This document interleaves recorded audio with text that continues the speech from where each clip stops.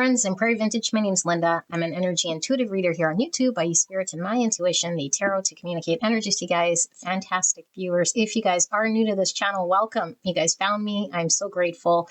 If you guys resonate with the messages, I hope you guys subscribe. And for those of you guys who are returning, I'm so grateful, so blessed to be here today. I can't wait to get into your reading. You guys are all very safe and very welcome in this space with me today. And I sure hope these messages resonate for all of you guys. Today's reading is a pick a card reading. We'll try to do kind of a short reading here for those of you guys pressed for time. It'll be a 3-card read in regards to your current state, and with 3 tarot and 3 oracle cards. And then we'll be looking at what is the next significant change in your current energy with another 3 tarot cards and 3 oracle cards. Okay, so it will be current state and then next significant change. So if you're called to multiple piles, absolutely fine. Could be many different aspects pulling through in your current state of energy. In any one of these piles, they're all piles. Okay, so just use your intuition, whatever you're called or pulled towards.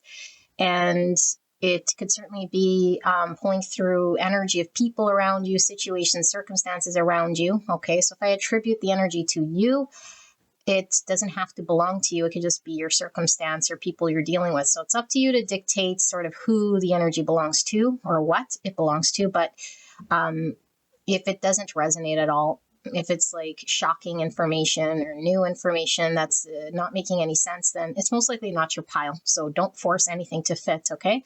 So 4 options, beautiful angels. I will hold them up shortly. Let's take a look at the decks very quickly that we will be using. So for the oracle cards, we'll have 3 different decks.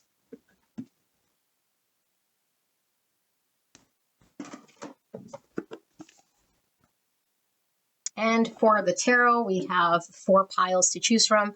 These are your piles. I will put the timestamp below, so you guys can go straight away to your pick. For option 1, we have the Wild Unknown Tarot by Kim Kranz. Option number 2, we have the Tarot Obscuro by Loda Glebotskia. I'm saying that right. Option number 3, we have Heavenly Bloom by Noah Aikida.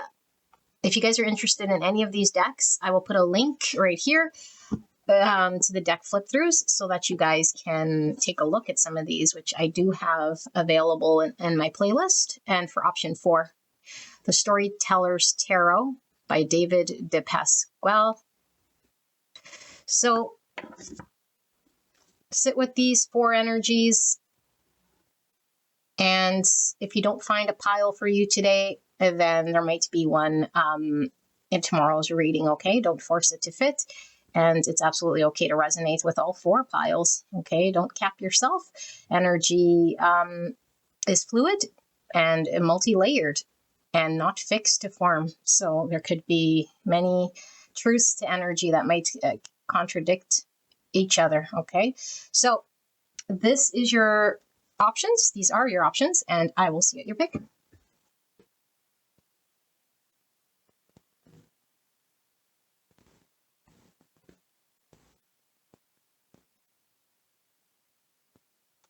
Hello, gorgeous angels. Pile number 1, you guys pick the Wild Unknown Tarot by Kim Kranz. We're looking at current state of energy and what is going to be the next big sort of change, okay? And that's energy state. So like I mentioned in the intro, this will be not too many cards. We'll pull 3 tarot, okay, and then 3 oracle packs, however many cards want to come out from there. And then we'll be looking at your current energetic state in the area in which you're going to have the most change, so that you know whether this is your pile or not, okay? So for pile 1, Spirit, what part of their world are we looking at in regards to where they're going to have the most amount of change, the next big change in their world? What is current state? How will they know that this is their pile? Clear and concise message for the greatest and highest good of pile 1.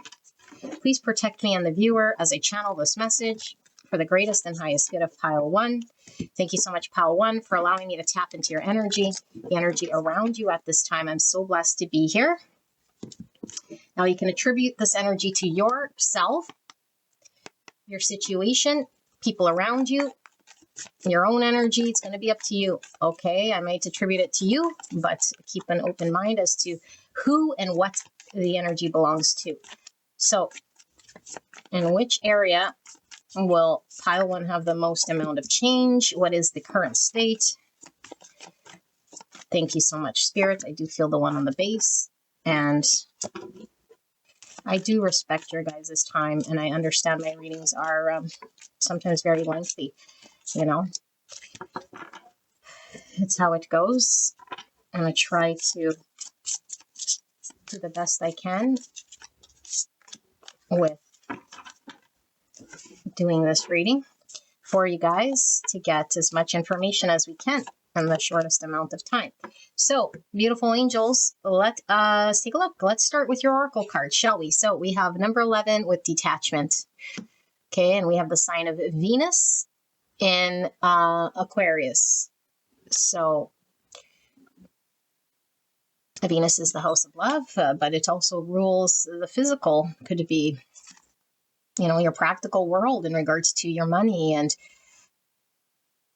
relationships, and it doesn't have to necessarily be romantic so much here.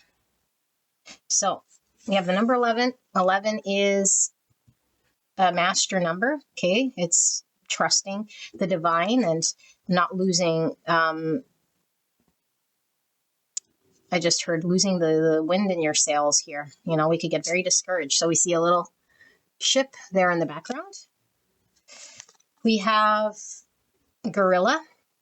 Look at those 2 little baby gorillas. Absolutely adorable. And we have chameleon. And we have the planet of Pluto. Resurrect. Get to the heart of do or die. You must. Wow. So Pluto is the ruling planet for Scorpio energy. Okay. Let's look at the shadow attributes of this. It says the need for control of, an obsession with, and a power struggle. Okay, so with your tarot, we have the 9 Pentacles in the upright. I will be reading reversals. We have the 4 Swords in the reverse position, and we have the Hangman in the reverse position, Pisces energy. So Pisces, and then with the sign of Venus here, this is Taurus, Libra energy, okay, and then Aquarius, and then Scorpio. So let me sit with this energy. We will channel current state. We'll pull this wand here.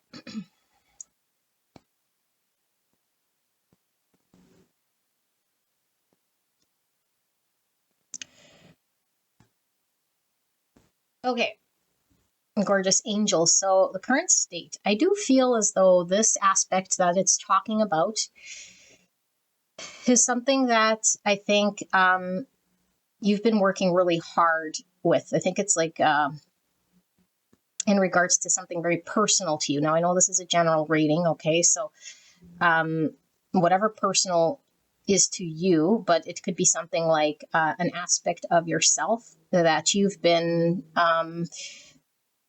really trying to work closely with, okay? Overcoming something. So this is just an example, but let's say we want to overcome how much money we spend, or maybe we're trying to cut back on something like an addiction, or maybe we're trying to get something under control. Okay, because I feel like there's a part of your world that might have felt out of your control.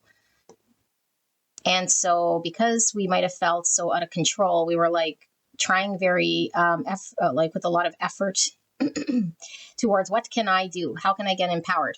What is in my ability here to do? And I feel like maybe for some time here, it's been something that you haven't been able to get under control for whatever reason. Spirit is showing that there could be a frustration in this energy, because it's one of, you want something bad enough. It's not that you don't want it. And you might be experiencing the opposite results of what you want. You might be experiencing like kind of the same thing, and you might be getting sort of discouraged here, because I do feel like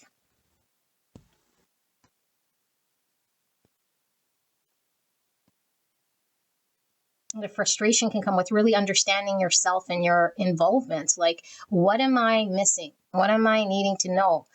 What do I need to do? And you might have exhausted yourself or tired yourself out here, because it's almost like searching for answers and not finding it, or like always feeling like that your understanding of something must be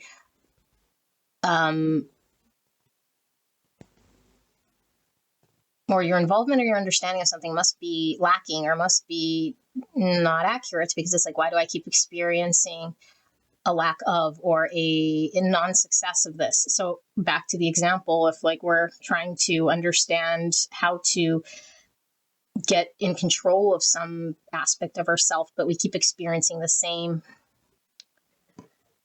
I'm going to call it failure, or just not successful results. And it's like, I need to get my house in order. I need to get all my ducks in a row. I need to know what's within my ability and capability so that I can navigate throughout this thing that we're trying to understand of ourselves or of our situation, so that we can have success and gain movement.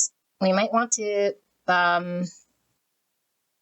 it's like we're exploring this part before we can open the chapter to a new experience or a new thing. So it could feel very like I'm wanting to get out of this phase already, but I need to understand it. And it's like, maybe you felt like, you've been butting up against this. And now it's like you've been maybe trying to not use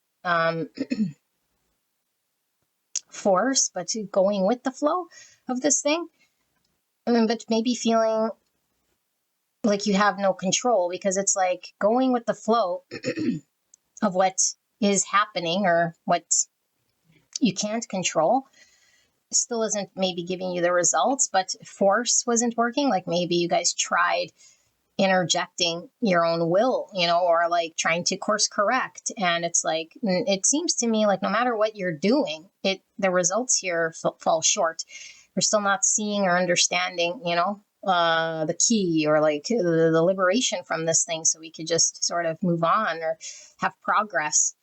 So I don't know how long you've been here, but I think some of you guys are really tired and maybe just wanting like a break, and you're wanting success and you're wanting to get this resolved already. So I feel you're very powerful. I feel like you're normally one to have situations under control and have solutions, answers, and able to do things. Like I feel you're a capable person. And so to be in this situation is frustrating, because you might be at the mercy of other people, universal situations, circumstances that are out of your control. And it's like you sort of being at the mercy of wherever it sort of takes you, and not being too pleased by it too. So maybe having to keep your energy under wraps, like with this detachment, maybe it's like going with the flow because this part of the process is required in order for you to get to the promised land. But it's like you can't fully enjoy this time, So I don't know what this is in regards to, but this aspect, you'll know. Okay, if this part doesn't resonate with something you're sort of challenged with or experiencing, then this beautiful angels might not be your pile.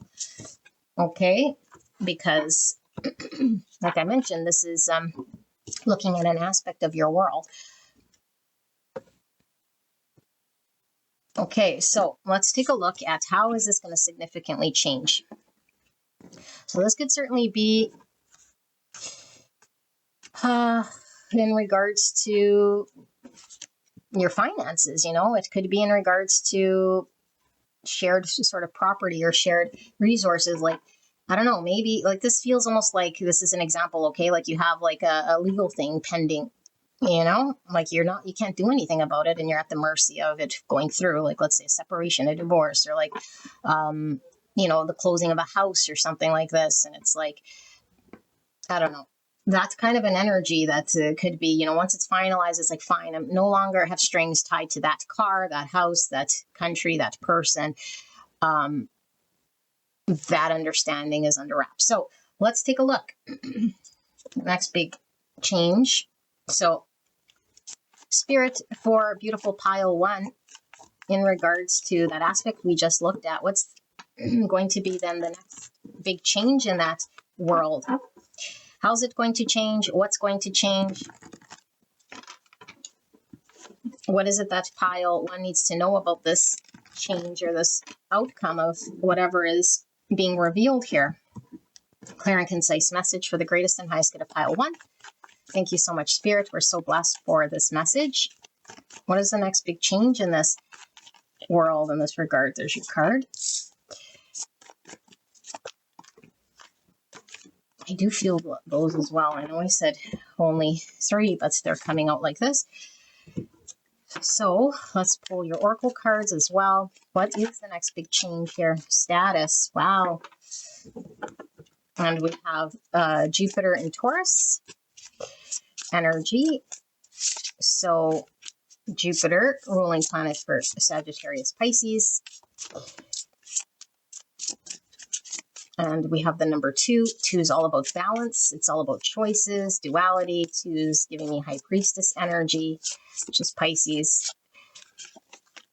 It's also giving me justice and judgment. And that does feel like something legal potentially. And we have status. So it could be a name change or an official, like our school papers are coming in, like we're finally the doctor or something like this, something about the status. But let's see. Oh, I need one more. Pile number 1, the next big change in their world. What is this about? What is this next? No. What is this next big change about in that regard? That energy we were just channeling. What is the next big change? So in the house, the 5th house. Wow. So this is romance, love, affairs, play, fertility, spirit, self-expression, and drama. So it says, with the trust of a child, fun, romantic, and making art, do it dramatically. Okay. And we have flamingo, which could be talking about transitions, which is exactly what we felt. A transition from old world to new world, maybe where we felt we couldn't do anything. Our head is buried in the sand, but I don't feel like it was because you were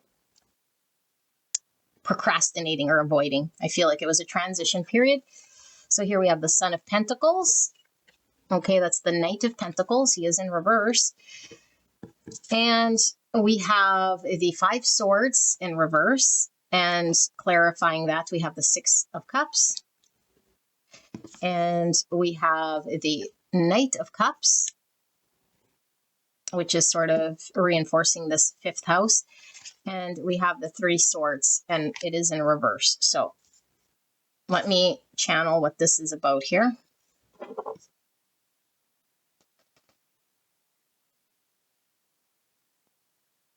Okay, beautiful angels. This is coming through quite clear, I feel like whatever is specific to you guys, it does feel like it's something that was in your world for quite some time that is shifting into a new reality towards your goal or what it is that you want. But in order for you to fully enjoy what it is that you want and be in that world, there was still ties to the old world. So it really is giving me the energy of maybe, when we have a bunch of courses and it's like we're still waiting for a final mark, and like before we can just be free of that, school system, so we could have our designation or something like this, or we, let's say, are opening up our own practice, but there's like everything sort of has to align legally before we can actually like put our bum in the seat and like open the business doors and say we're now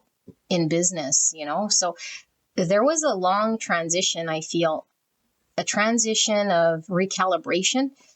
And I feel like you felt sort of stuck to that because you couldn't just open the doors. You couldn't just all of a sudden start to, you know, like if you don't have your designation or if you're not the accredited or official title yet, it's like you couldn't be just, you know, I'm the doctor now, I'm taking patients, you know, it's like that sort of thing. Or like I'm still waiting for the house to move into, although everything was already in the works. We couldn't quite get in our boxes in the door or settled into that new country, new place. Like that's the energy I'm getting. It was very frozen because things had to organically flush out. And a lot of it I feel is more like officialness to it under the control of the universe.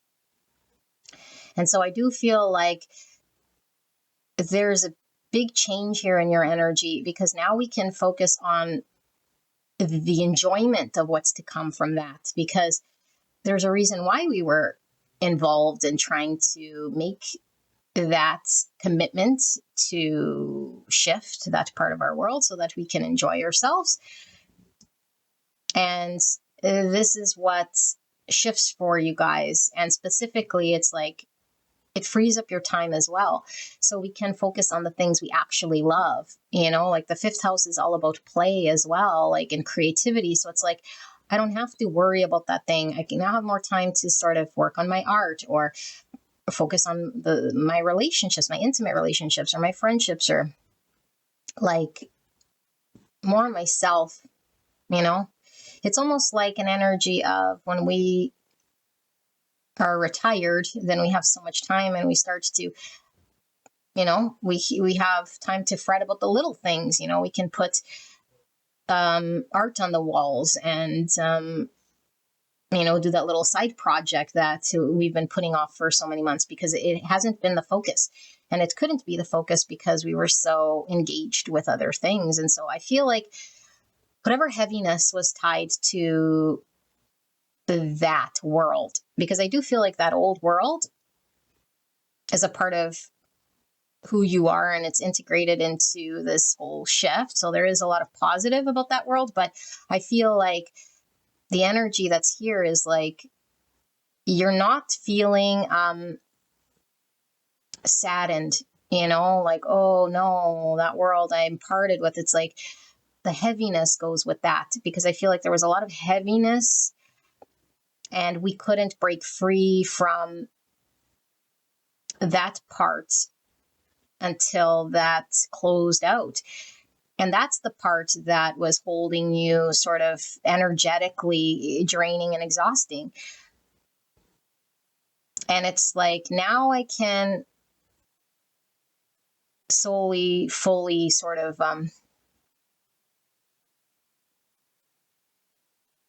I don't know, like be free of that. Like it's not holding you back. It's allowing movement, I feel, you know, and freedom to move how you want at whatever pace you want. And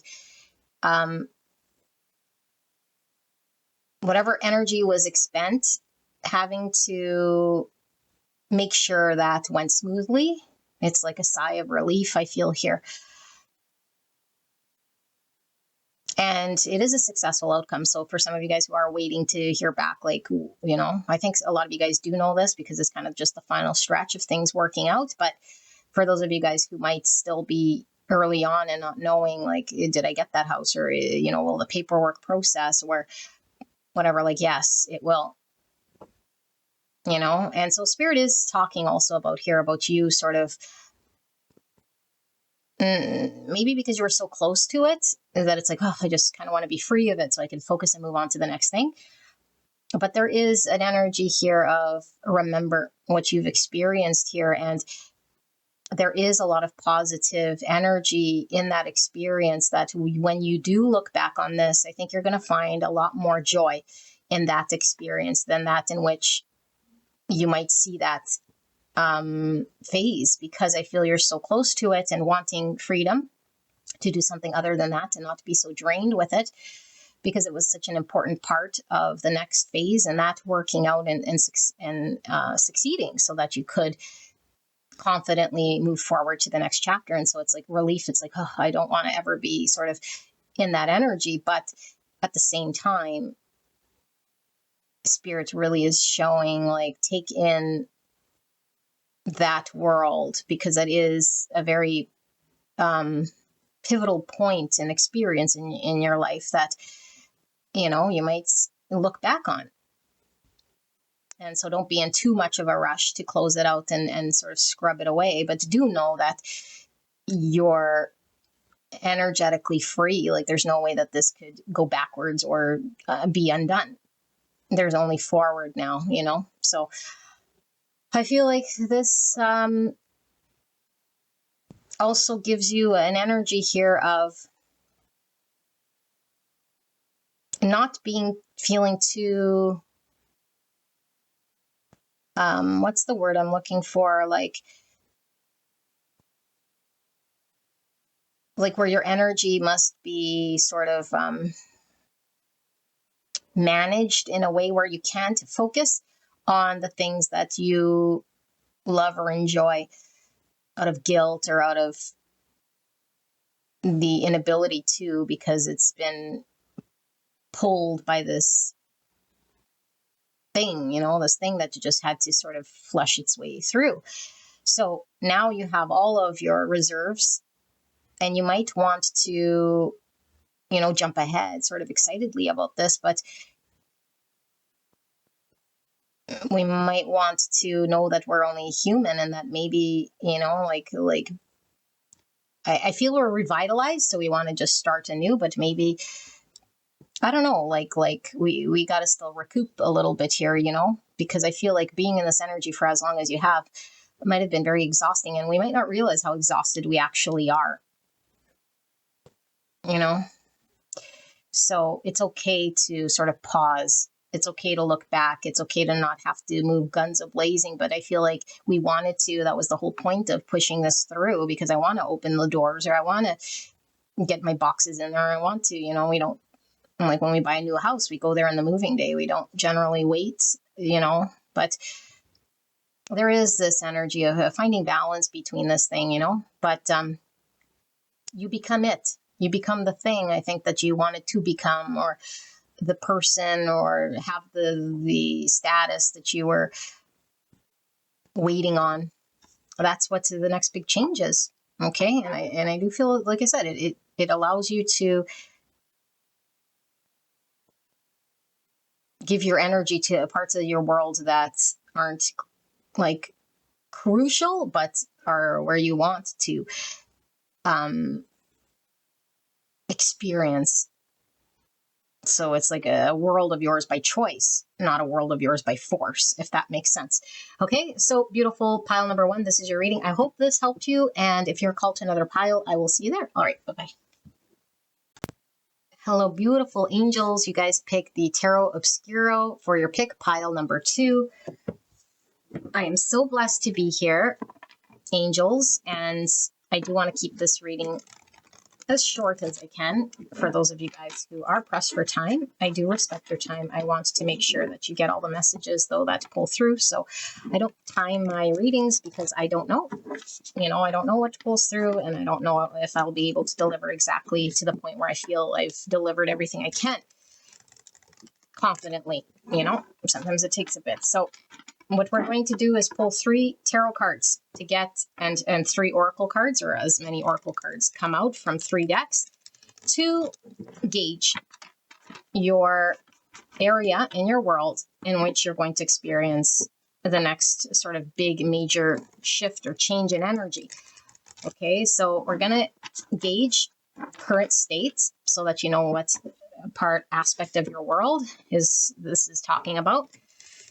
And if you don't resonate with this energy being your energy around you, someone around you, then this is not your pile, okay? So if I say it's your energy, it doesn't have to be you. It could be just something you're experiencing energetically with someone or something, okay? So keep an open sort of mind, but don't force messages. So for pile number 2, the area or aspect of their world going to have the next major big change here.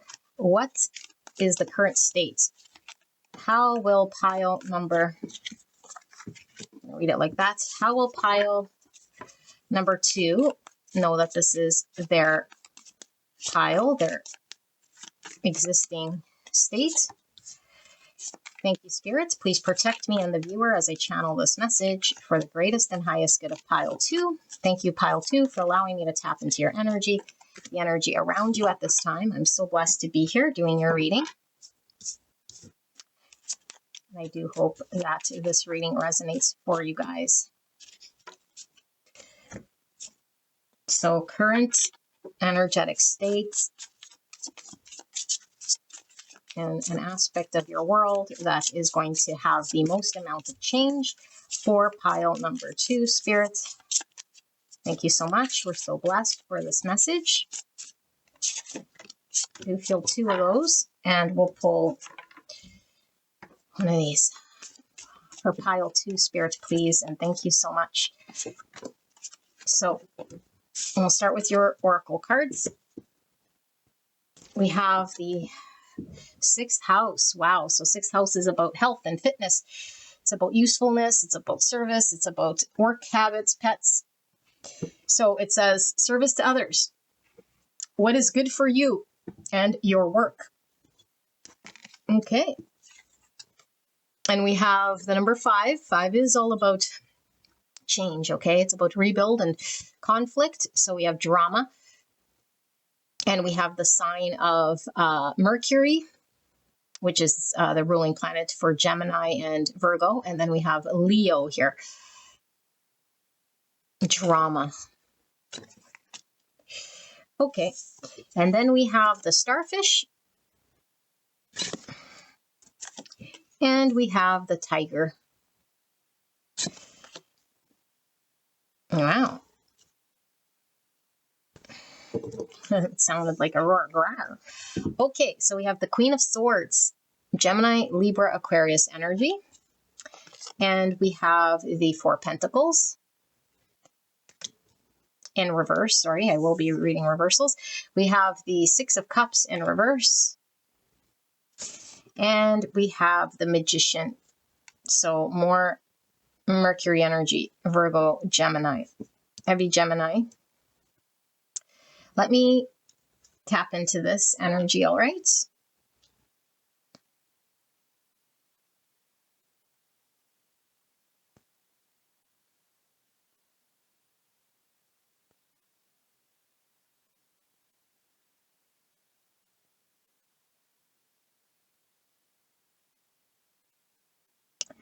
Might get a clarifier for this 6 of Cups, but let me start channeling and it might become clear. So for a lot of you guys, this is in regards to what you do for work, okay? But it doesn't have to be like an official 9 to 5.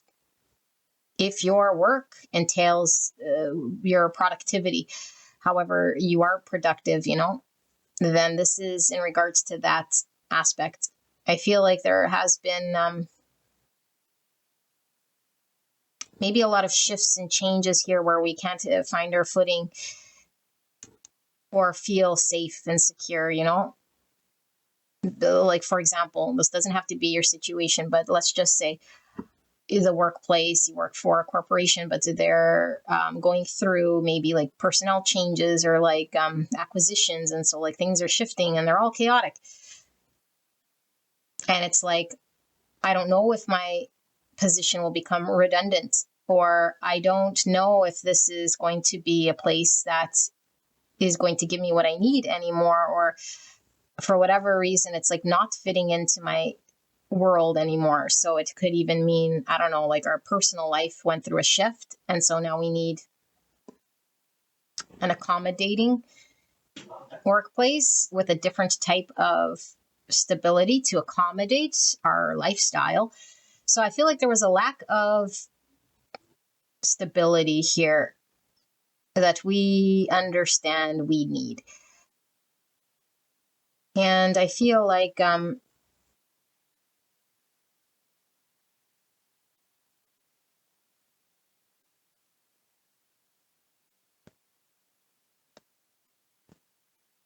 there's something coming through, like, because there's a lot of, like, with the Queen of Swords, the Magician, and even with this Mercury here with drama, there's a lot of communication, I feel, but I don't know if we were being understood or we fully understood. Like, it seemed like a lot of communication, but no resolution. And maybe we wanted to be understood, seen, or appreciated. So there is an emotional aspect here to whatever this thing is.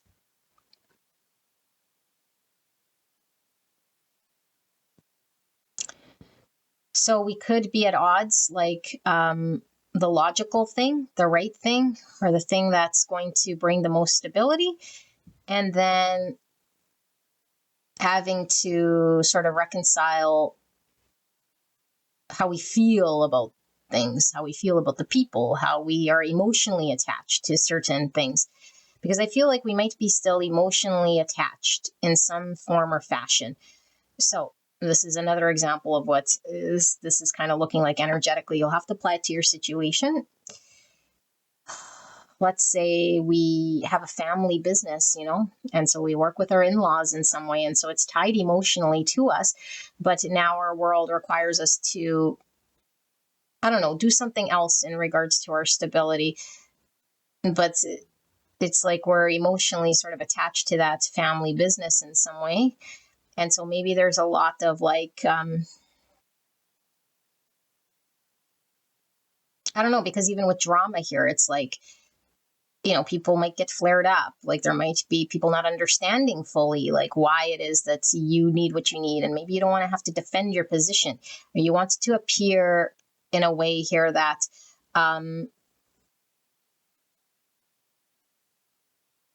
has everybody sort of seeing you still in a good light, because I don't think you mean bad by this, but I feel like you're wanting something for yourself. Because again, this was lacking in formation or stability or providing you with something that you needed for yourself. And so I think you're having to let go of that aspect, that practical world of that thing, in order for you to do what's right for you, which will take a lot of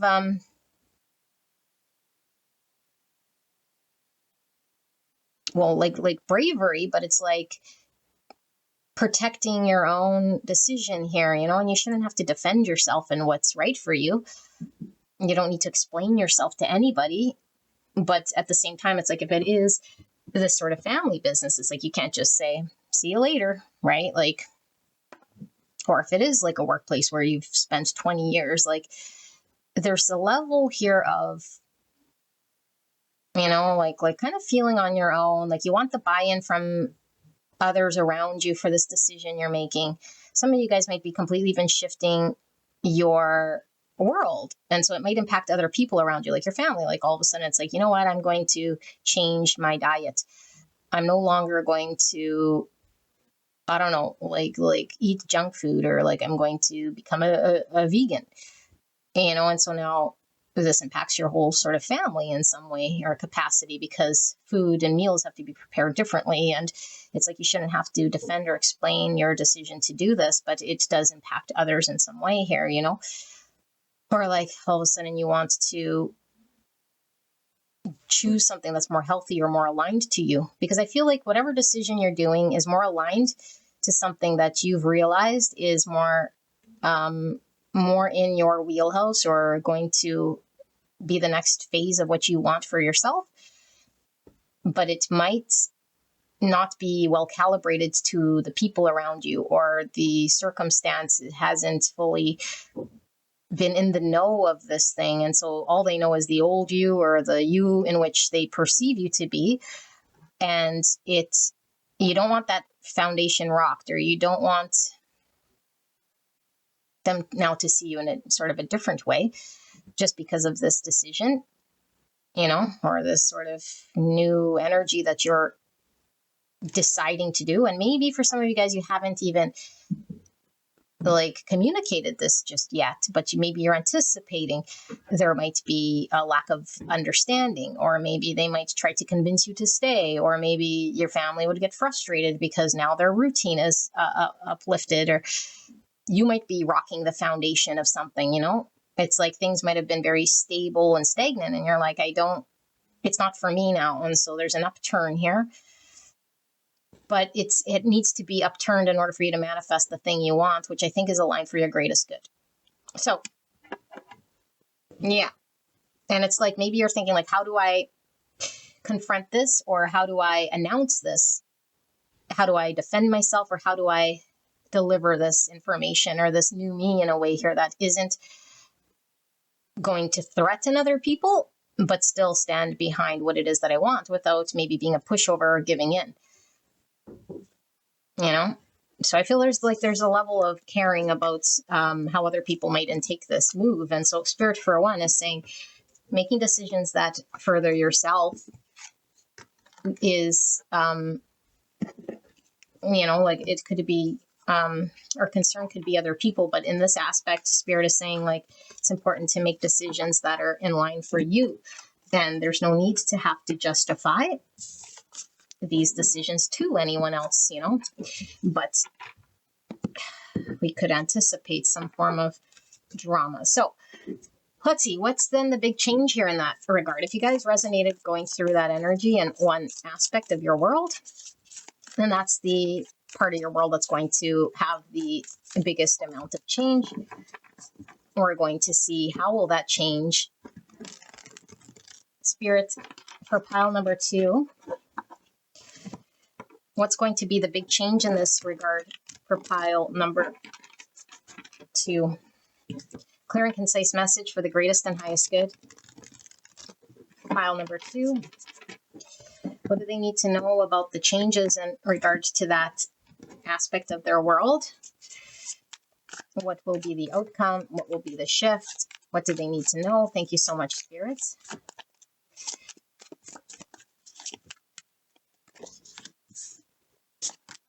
And more, Spirit. What will be the shift? The next major big change here in that regard.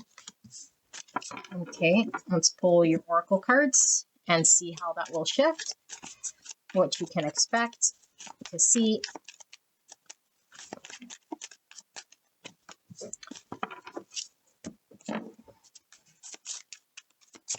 How will things shift for pile number 2, Spirit? How will this change? Thank you so much. This one flew at me. Oh, there's 2 there. Okay. One sliding. 3. And finally, one of these next big shift here for pile number 2. Okay, so we have the sign of Aries. Wow, empowerment. So energies to meet the challenge of your desires resulting from the honesty and strength of. Yeah, it felt like you had to confront someone or like bring someone into the know of your decision to make a change in your world, to get empowered. So it's like you wanted buy-in, or even if you didn't want buy-in, it's like, how will I now announce this thing? So when we have lust, and we have the energy of Venus and Aries. Is that Aries? Yes. So strong Aries. Aries is about asserting ourselves, you know. It could be, oh, look at this lizard. This kind of looks like a iguana. But Aries could be an energy of, you know, sometimes having to go to war or go like confront certain things, you know. But we have lust, so this is interesting. And we have orca. So orca whale, these are huge animals. Okay, and we have camel. So camels can definitely be, that was feeling from this iguana because it's in the desert and camels wander the desert.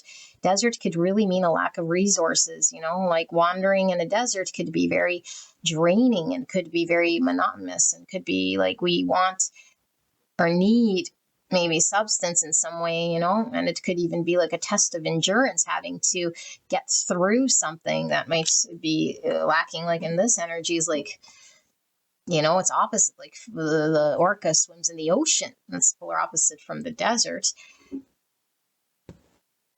Wow.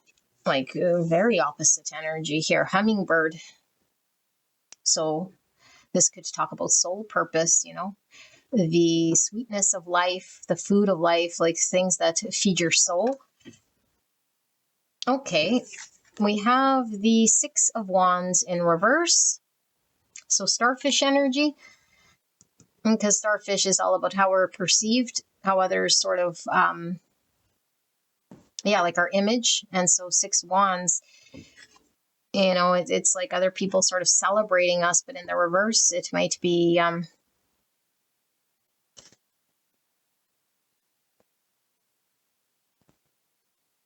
there's lots of meanings that could come through with Six Wands in reverse. It could be a loss, not getting sort of the accolades maybe that we deserve. But let's take a look. And we have the Eight of Wands in reverse. But look at this Eight Wands. It's like one sort of growth. It's not a bunch of like wands moving like in your traditional tarot. Eight Wands in reverse. Okay. And then we have the Hermit, Virgo energy in reverse. Okay, let me sit here with this energy, beautiful people.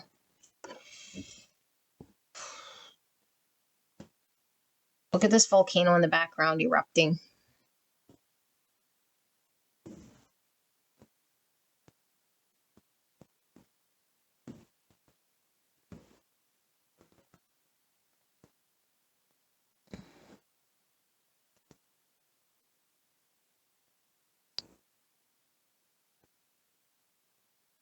Okay. Wow. So this is about big change, and there is a big change here. Okay. I think it's night and day different, because I think the energies flip. So when you see Eight of Wands in reverse, generally for me, it's always about stuck energy, not moving, lack of communication, that sort of thing. But it could literally mean very fast moving energy. I feel like there's fast moving energy here towards the opposite of what you're experiencing. So I'm getting mixed, and I don't know what world you're in, but you'll know. I feel like things happen very quickly. So if there are tempers, I feel like tempers are flared, I feel like you're going to make quick action, like you're going to make decisions where maybe you've been stalling or hesitant in that sort of way. And I feel like maybe where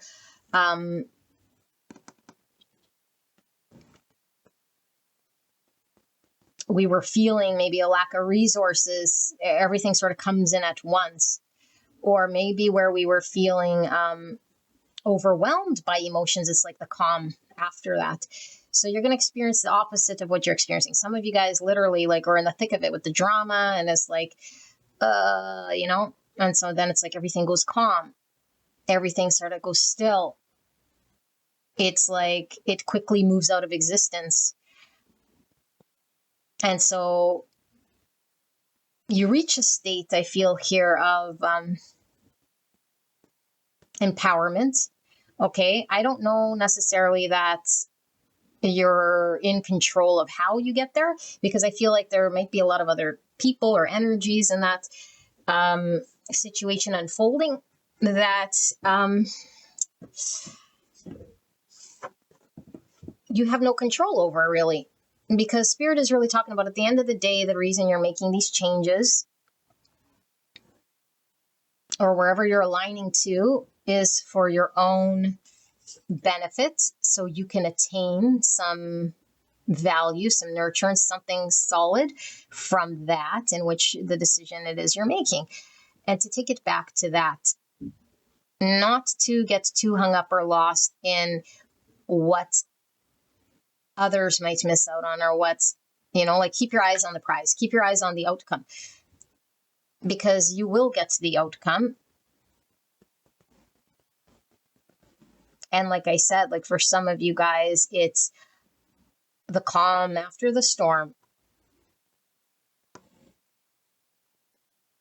And everything sort of goes quiet and peaceful.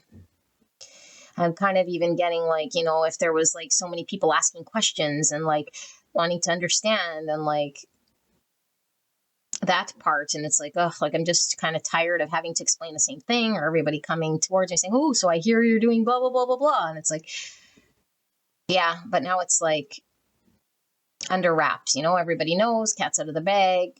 Nobody's really paying mind to it.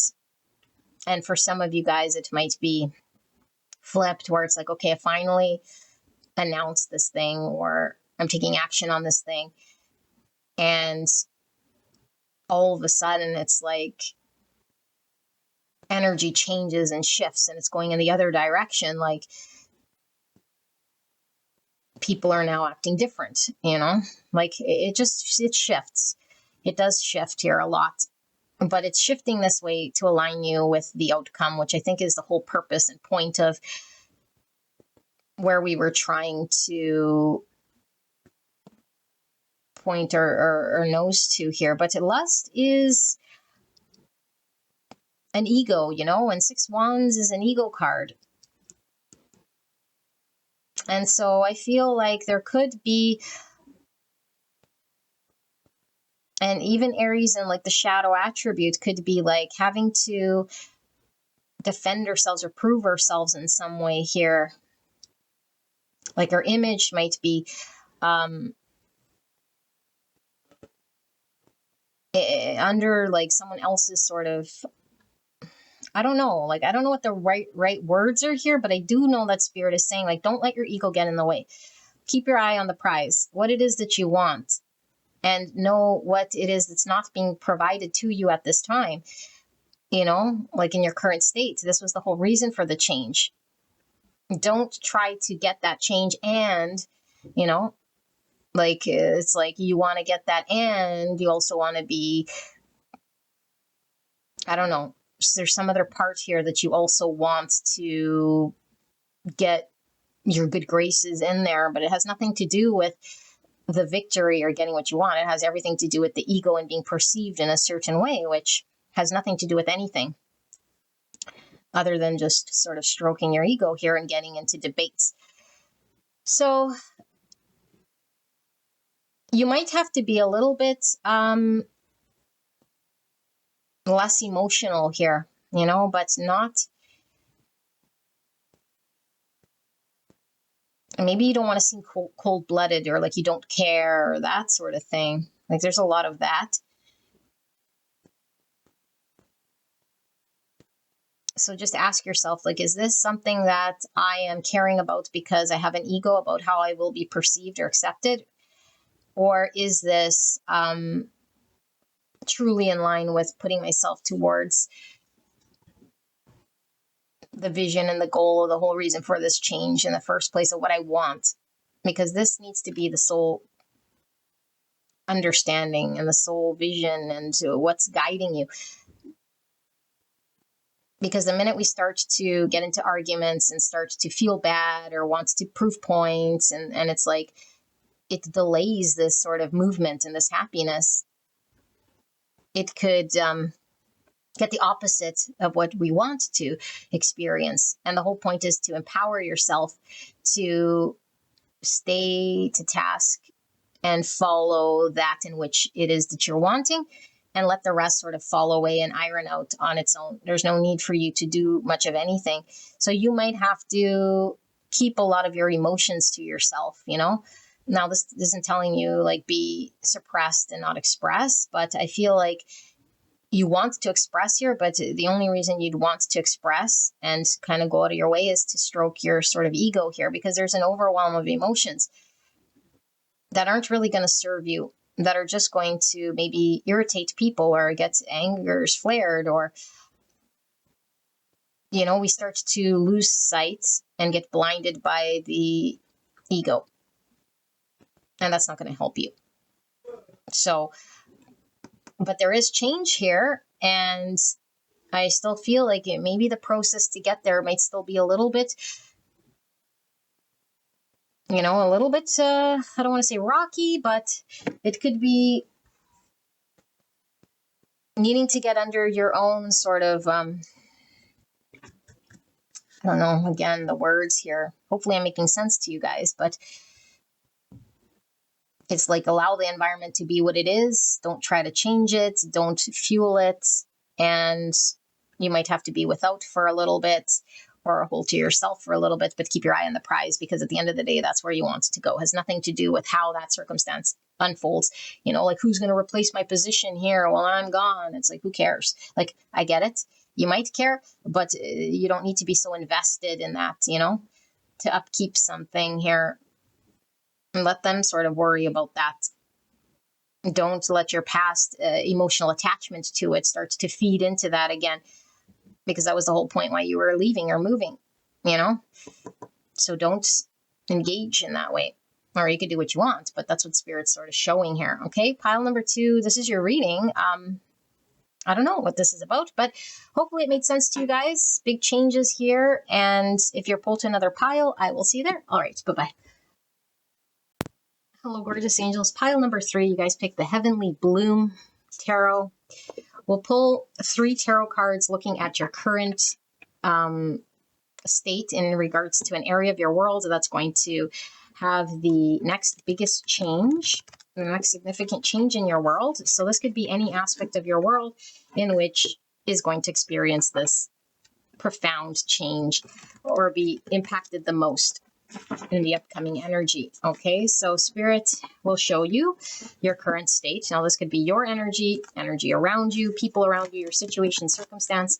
I might say it's your energy, but it could definitely be your situation or people around you. So you gauge who this belongs to, but if it doesn't resonate with anything you're experiencing at all, then it's not your pile, okay? So Spirit, pile number 3. In regards to where they're going to experience the next major change in their world, what is the current state so that they know that this is indeed their pile?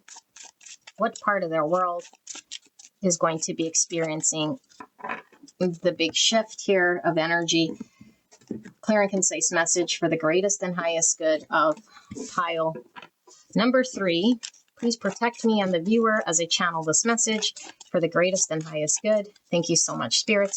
Thank you so much, pile number 3, for allowing me to tap into your energy, the energy around you at this time. I'm so blessed to be here.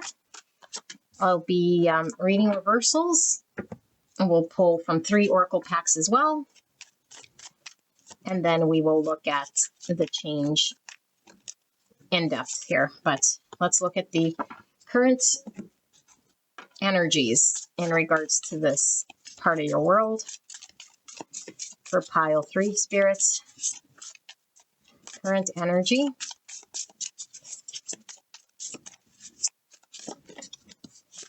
And finally, last card.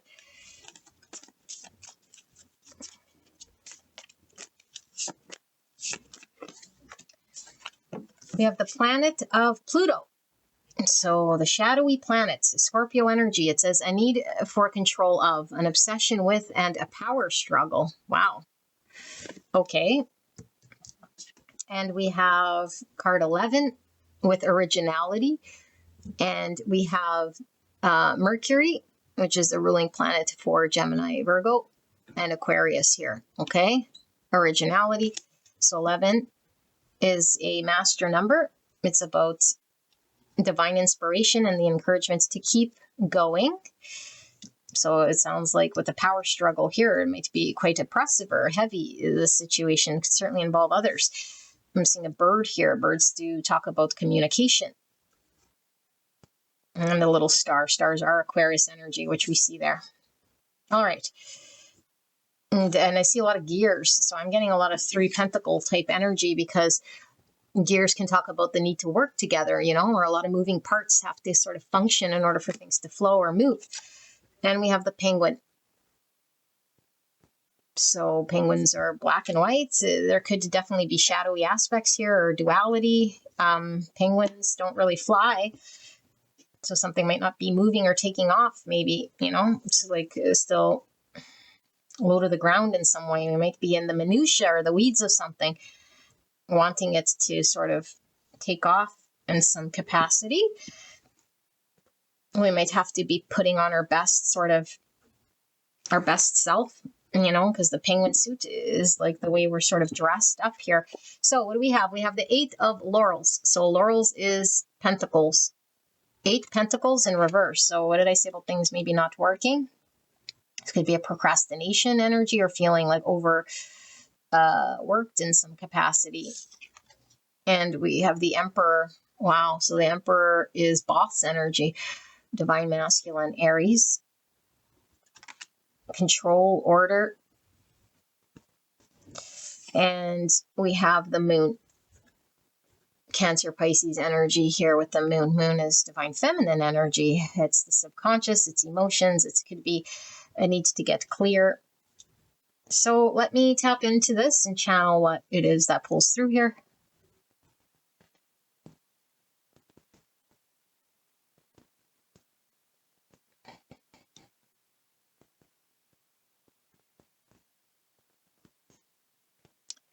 Okay, hopefully this becomes more clear as I keep channeling. So I think we're in sort of dark times, and it's only dark times here because something isn't working out or flowing as smooth as it can. And I feel like it doesn't matter how much we want something to flow, or our intention to have something flow. Things are just sort of happening in the way that they happen that might feel like they're out of our control. I feel like you want some more, well,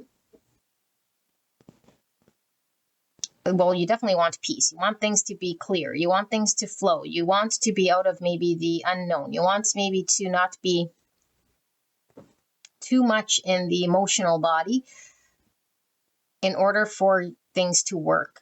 Because I feel like you feel out of control. Things aren't working. I don't know maybe what to do or say to make things better. I don't know exactly how I'm supposed to be, or what the truth of the matter really is here in order for things to get straight. So there's almost a craving of seeing things, the good and the bad, as they are, wanting to have the ability to see and discern these things so that we can make the most of what we have to work with. But if we don't know who and what we're working with, we can't really function. So we might feel like we can't really function. We might feel like a lot of sort of heaviness, even, because if things are unclear in certain aspects, the fears could creep in there, or emotions could start to dictate how we're feeling or what needs to be done. Meanwhile, it's like, I don't want to be driven by my emotions so much, because maybe I'm not seeing clearly, or maybe this is a fear of mine that isn't necessarily accurate. But it's like, but how do I then know the truth? And how do I then make the right decisions and impact my situation so that there's positive flow and I could create order and structure rather than a lack of it? Because you might feel helpless, hopeless, or it's out of your control or out of your power. And I feel like this, for you guys to know what this is, I feel like this is something that is really consuming your, consuming your energy. It's an energy drain here, because I feel you are emotionally attached to this thing, and you might have spent a lot of time trying to figure it out, trying to figure yourself out. So you might have taken a lot of responsibility back on yourself, to empower yourself so that you can navigate differently in a situation that is unclear to you. Or maybe you're having to figure out what is fear and what isn't, what's right and what's not right, or what is, yeah, it's like navigating through this thing. Some of you guys might be dealing with people here who might be quite stubborn or fixed in their way, you know? And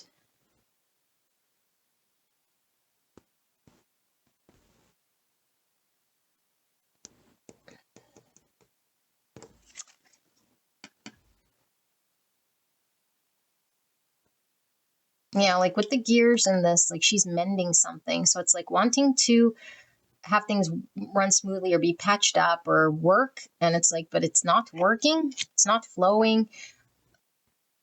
It seems like very intricate too. So there's a lot of moving parts. Maybe other people's feelings are involved, or people's fears or triggers. Maybe your own fears or triggers. It's like, how do I get empowered to make the right decisions? And it might feel helpless, like, or hopeless, or like you're have no control in the situation. So like there's nothing I can do or say at this time, or that I know what to do or say because it hasn't become clear to me. And you want to do the right thing that's going to honor and respect how you're actually feeling. But at the same time, it's like, I don't want to support any delusions or fears. So maybe we're thinking before we speak. But there is an energy of keeping the outcome in mind, because I feel like there is a understanding of a future state that you want this thing to be in. You know, like you see something in the distance or in the future that is like, I would hope it could be like this, or I would want it to succeed in a way that would get to this form of an outcome. There's a desired state or wish. But during this time, it's like, I don't know if I can align myself with that desired state, or what I can do to make it sort of align. And yeah, like I said, other people could certainly have their own agendas here.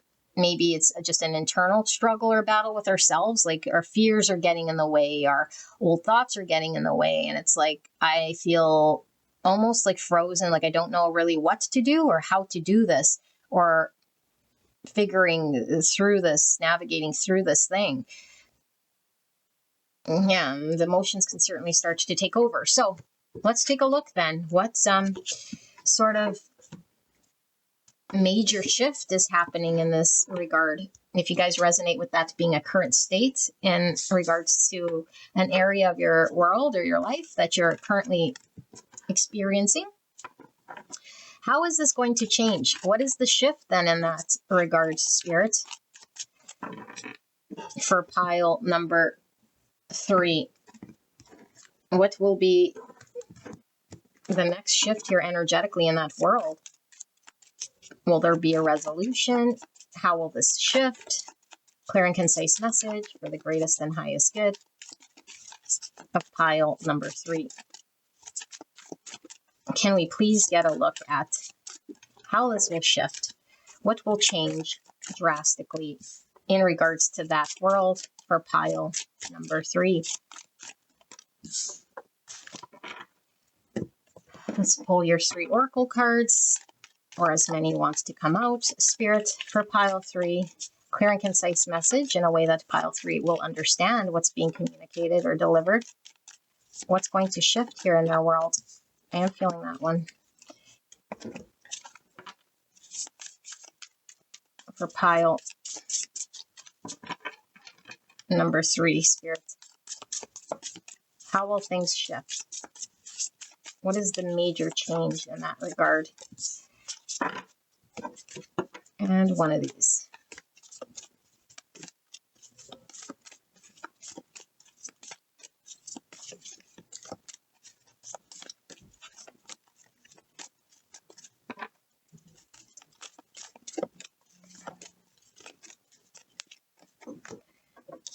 No, just the one. Okay.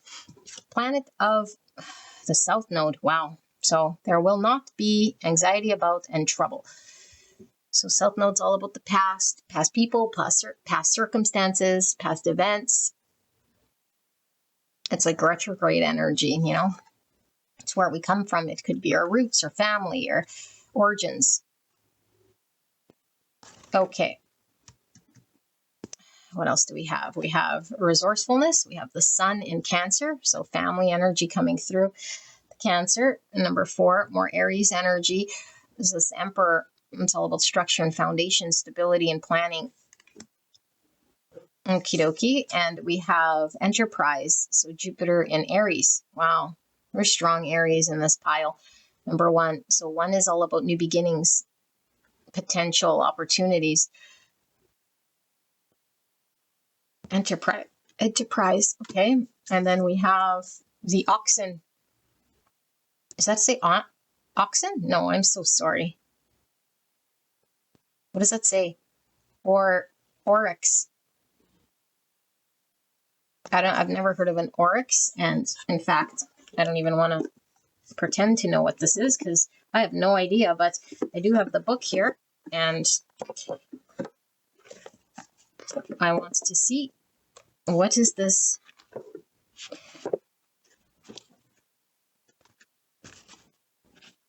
This is taking accountability. Yeah, look, it's because we have the divine masculine energy of that Aries. It keeps coming through. The oryx gracefully roams the arid lands. Arid lands. Look at this resourcefulness. Wow, I'm seeing desert right now. Okay, with striking horns and elegant legs, this remarkable creature is known for its endurance and survival skills in harsh environments where food and water can be scarce. Through adaptation, the oryx has developed a unique ability to conserve water even in the hottest and driest conditions. So kind of like a camel. A valuable skill in the world where water is a precious resource. Its magnificent horns symbolize strength and protection, serving as a defense against predators or threats to its herd.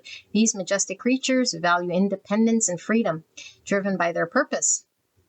Embracing the spirit of the oryx can help us take accountability in our lives. Just as the oryx adapts to harsh conditions and conserves resources, we too can learn to take responsibility for our actions and embrace self-sufficiency. The oryx reminds us that our strength lies in our ability to adapt to changing circumstances and take ownership of our lives.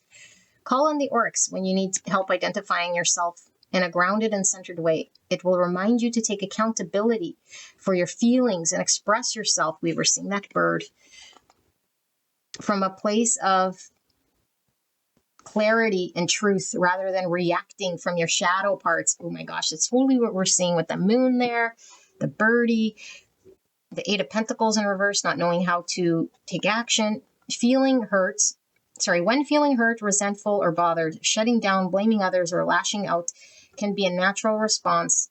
And this can also block our ability to be heard. It is difficult to be received when others feel they need to defend themselves because they think they are blamed, attacked, or shut out.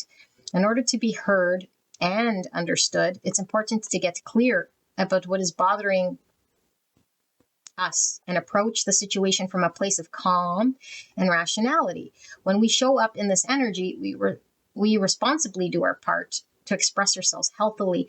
We cannot control others' responses or reactions. And if they do not align with what we have expressed, that's all those gears we were seeing, this can indicate that something might be surfacing for them as well. Let Oryx guide you in speaking up for yourself in a way that honors your truth and values. When you come from a place of presence, clarity, and courage, it welcomes honesty and vulnerability. Oryx can remind you of the importance of staying grounded and centered even when the world around you feels chaotic or threatening. Just as an oryx has learned to protect its herd with its magnificent horns, it will help you defend yourself in a grounded, heart-centered way without causing intentional harm to others. So a lot of that energy we were tapping into, current state here, is showing up here in this oryx. So we could be definitely involved in shadowy parts of experiences here with the South Node of a reason why we are defensive, or somebody could certainly be in this energy. Okay, this is all about being empowered and taking action too. So I do feel this heavy Aries energy. It needs to get empowered. And we have the Eight of Wands in reverse. So it could definitely result in like a block, a flow of energy, or a block and flow of communication with the Eight of Wands in reverse. But the Eight of Wands in reverse could sometimes mean like rapid, or like things moving in another direction all of a sudden. So let's see, what does this mean? The Magician in reverse, more communication here. Magician is Virgo, Gemini, and we have the King of Laurels, King of Pentacles, Virgo, Taurus, Capricorn in reverse. What is this about? So this is the King of Resources, and it is in reverse. Okay.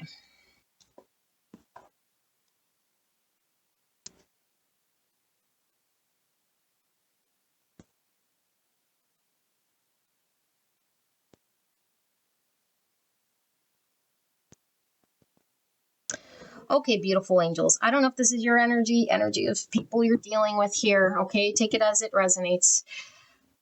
But I'm going to continue reading it as your energy like I did with the first part. There is massive sort of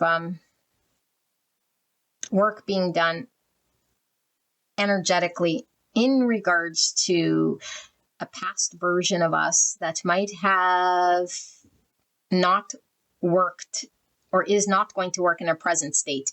It's getting in the way of our now ability to build something that is solid, that is worthy, that is valuable. And I think we understand this, or at least this is what we're working through. So the big shift here is that there is an alignment with building something better. And an enterprise could certainly mean like an acquisition, even like having to build something greater than ourselves. And I'm seeing 3 acorns, in which I'm getting 3 pentacles, those gears again, working with another. Okay, but acorns take a very long time to grow into the oak tree. And so this could be a process of an undertaking. An enterprise is a big undertaking. So there's an undertaking development that I feel you're getting empowered. Okay, or again, someone you're dealing with. I don't know, but I'll read as you empowered to align yourself in a way here that can make yourself resourceful, that can make yourself dependable, that can make yourself sort of aligned to the version of you that will be able to build this enterprise or work towards an enterprise. And so we're identifying how we might be our worst enemy, or how our own limitations of past ways of being, or past fears, or like blocks that we might have had. So this does kind of feel like a shift in releasing some of that energy that might certainly have been causing blocks and stalls and a lack of being able to manifest. Because I do feel like communication was impacted,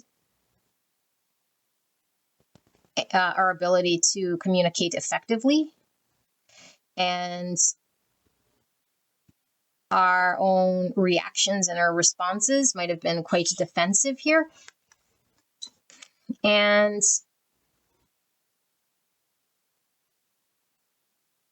I feel like this type of an energy kept us sort of stuck in an inability to create,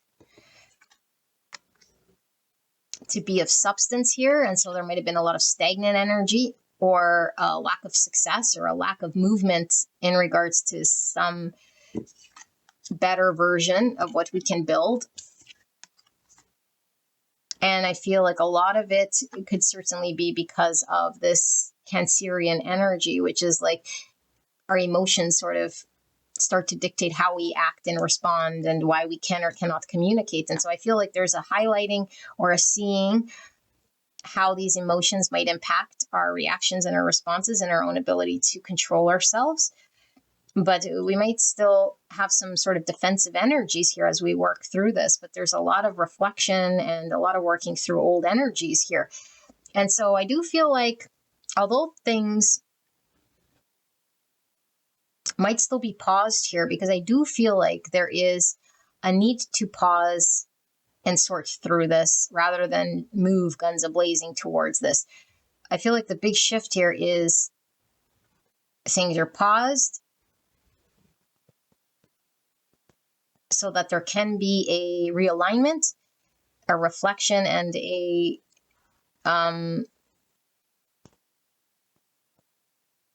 I don't know, it's like an energy calibration here, so that when we resolve this, we can then manifest and move forward with more purpose, being more of service here to this creation, so that we can collaborate and work together more smoothly rather than be the obstacle or be the challenge. Because I feel like the energy here was feeling out of control, like I said, or feeling like we're the challenge in some way, or like, sorry, that our energy couldn't align with something. So it kept feeling as though we were challenged by our circumstance and our situation. But now this is more of a, how am I maybe challenging myself, or how is my energy becoming that in which is creating a block or not aligned with what it is that I want to build. So it kind of feels like an epiphany or a revelation of sorts to go inwards or to reflect on ourselves about something. Because maybe in past energy, it was about what out there is the problem, and feeling sort of helpless with the Eight of Pentacles in reverse. Like there's nothing I can do. I feel like I'm in moonlight. My emotions and fears are steering. I want to get empowered, but I might be, again, like wanting the control with the Emperor, and maybe hanging on to stagnations in some way because it's the world we know. And so anything in the world we don't know is sort of scary, or like where we haven't been able to explore. But now this is like an exploration of review. And so I do feel like we could still be defensive here, but I feel it's because we want to align ourselves really with this creation of what we can do. And we need to be the resource. Like we identify that we are the resource. We're the ones that can make this happen. And if our tool isn't functioning, meaning my energy isn't there, I'm incapable, then I'll never be the right resource. And so this energy is one of, I realize that I am the resource. I am the tool. I haven't been utilizing it to the capacity. And so therefore I've been experiencing what I've experienced, which is a lack of manifestation, a lack of movement, a block in maybe communication here, an inability to progress things, and feeling maybe like I wasn't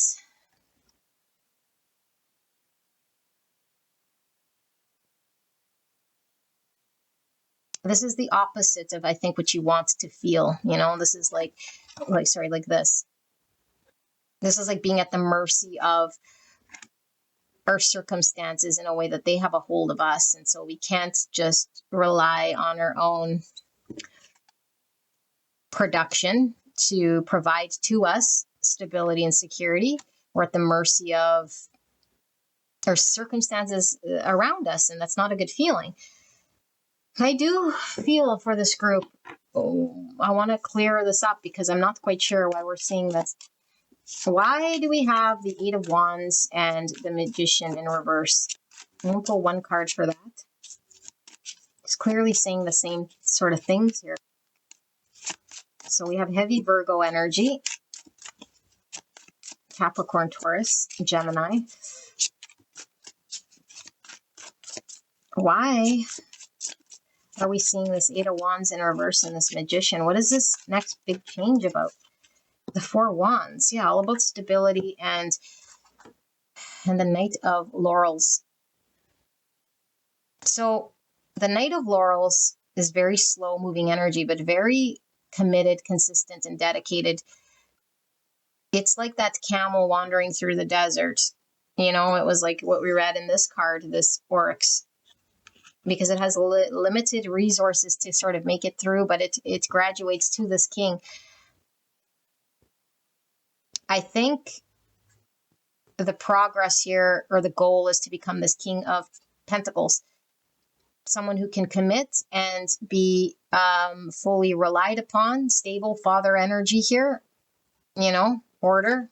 It's like emperor energy, but we need the resources to become this, which happens over time. And so I feel there's a commitment to rooting ourselves or grounding ourselves, which starts with this sort of energy, reviewing what is not working or getting in the way. So there's, like I said, a block here. There has been a block, and I think we're identifying it is our own interaction with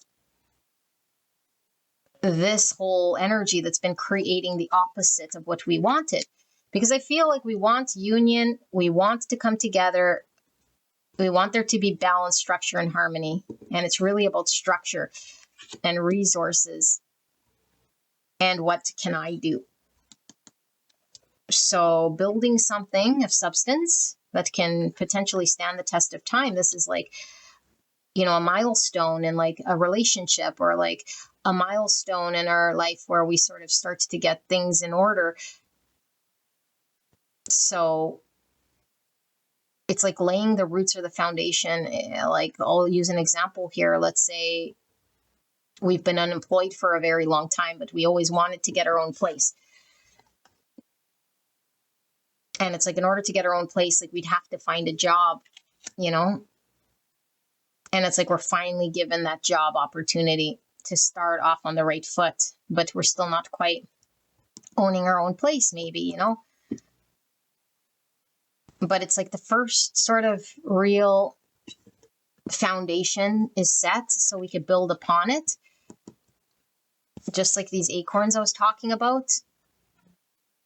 So I do feel it is a joyous time, because I feel like it is a concrete thing we're seeing, where things were not manifested in the 3D and things were stuck. And now it's like visible, not quite yet built, but it's like the pivotal point here, the milestone of that foundation is now laid. So now I could build to this King of Pentacles using my newfound resources, which I feel is what's going on here. But I do want to pull a card here for this, because why are we still defensive?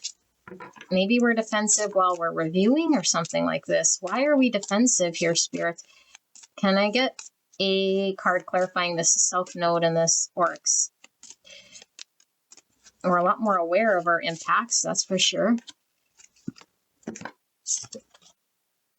The Eight of Laurels. This is the 8 Pentacles that came out in the first energy. We're dealing with that, in which was the procrastination or the inability. This is like sometimes where we don't have the skill just yet, or we don't feel capable. We don't feel capable whether we are or not. It's like underdeveloped in some way to do the task. We don't commit to the task. We might be too overqualified for the task, and so we just don't do the task. But whatever it is here that we fell short, we didn't do it. And I feel like this is the thing we're reviewing. We're understanding that there's cause and effect. If I don't commit, if I don't engage, if I don't spend time dedicating myself consistently in the 3D world, then the resources don't build and I don't get the outcome. So I feel like this is what we want, but this isn't what we were doing. And I feel like there's a major sort of shift here in this. So now let's just pull one for this to sort of close this out, because now it's sort of making sense to me. Why do we have the King of Pentacles in reverse, resources, and this Enterprise? What is it that pile 3 is wanting here? Can we make sense of what we're seeing here to close out this reading, Spirit? Thank you so much.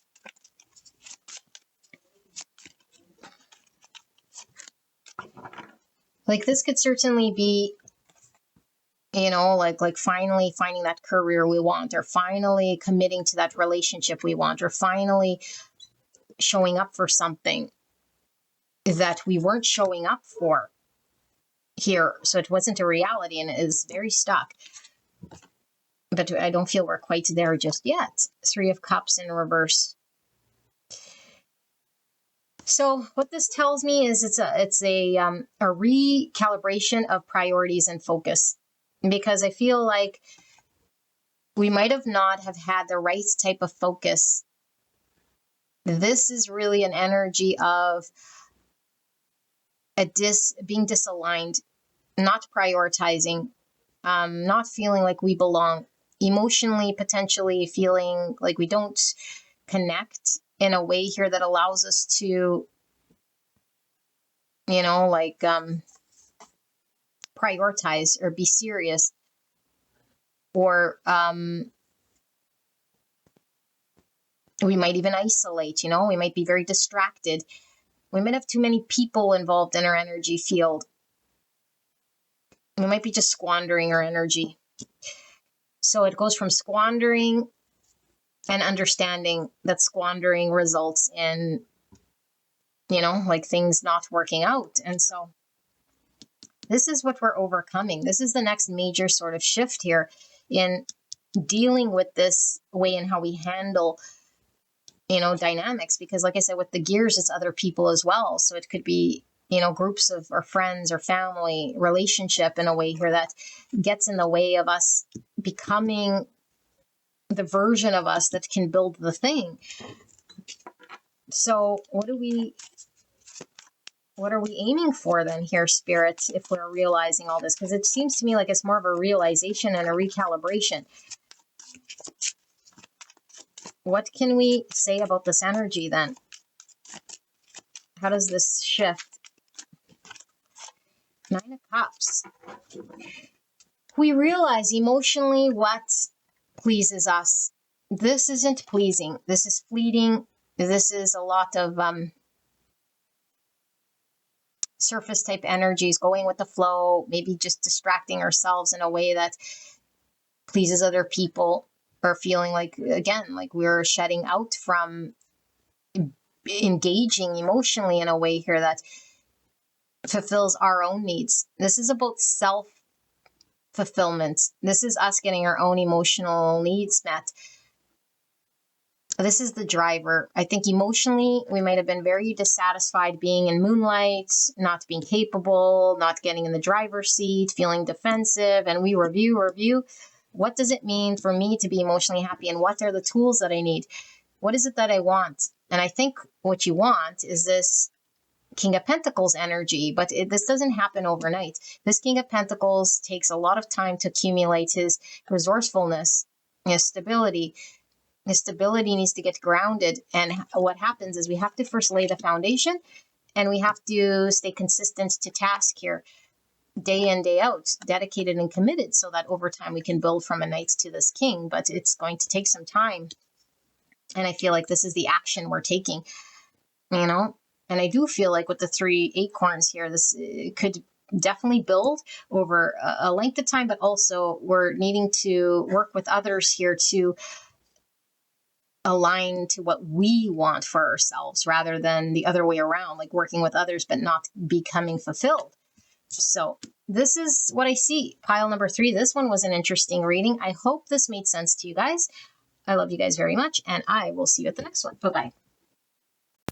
Hello, gorgeous angels. Pile number 4. You guys picked the Storyteller's Tarot. Absolutely wonderful. Group 4. I can't wait to get into your reading. We're looking at what's the next sort of major shift in what regard, what aspect of your world will you see this shift happen? So we'll get your current state of that aspect in which you're going to have the next major shift. So if this sounds like your energy or energy around you, someone around you, then this is your reading, okay? The current energetic state of where you're going to experience the most change. If I say it's your energy, but it sounds more like your circumstance or someone around you, then it could still be your pile, okay? Just attribute whose energy is what, but don't force any of the messages to fit, all right? And then we'll look at how that's going to change for you, beautiful angels. So, Spirit, pile number 4, what aspect of their world is going to shift, and what is the current state? How will they know that this is their pile? What's the current energetic state? for beautiful pile number 4 right here, right now. Thank you so much, spirits. Please protect me and the viewer as I channel this message for the greatest and highest good of pile number 4. Thank you so much, pile 4, for allowing me to tap into your energy, the energy around you at this time. I'm so blessed to be here doing your reading.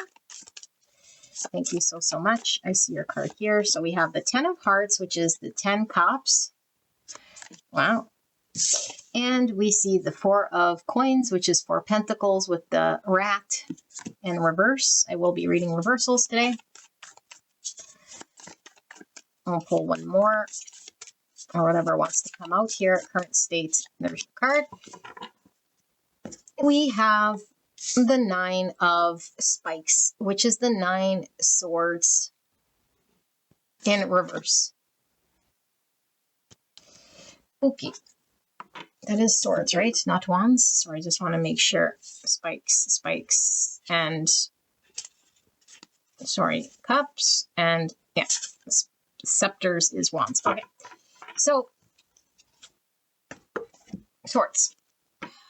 Let's take a look at your oracle cards, pile number 4, current state energetically, and what aspect of the world is going to dramatically shift here. Thank you, Spirit, for this message. Got 2.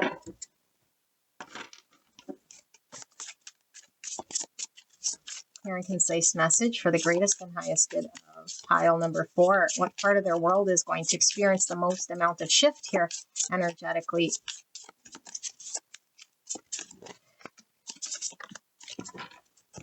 And these as well.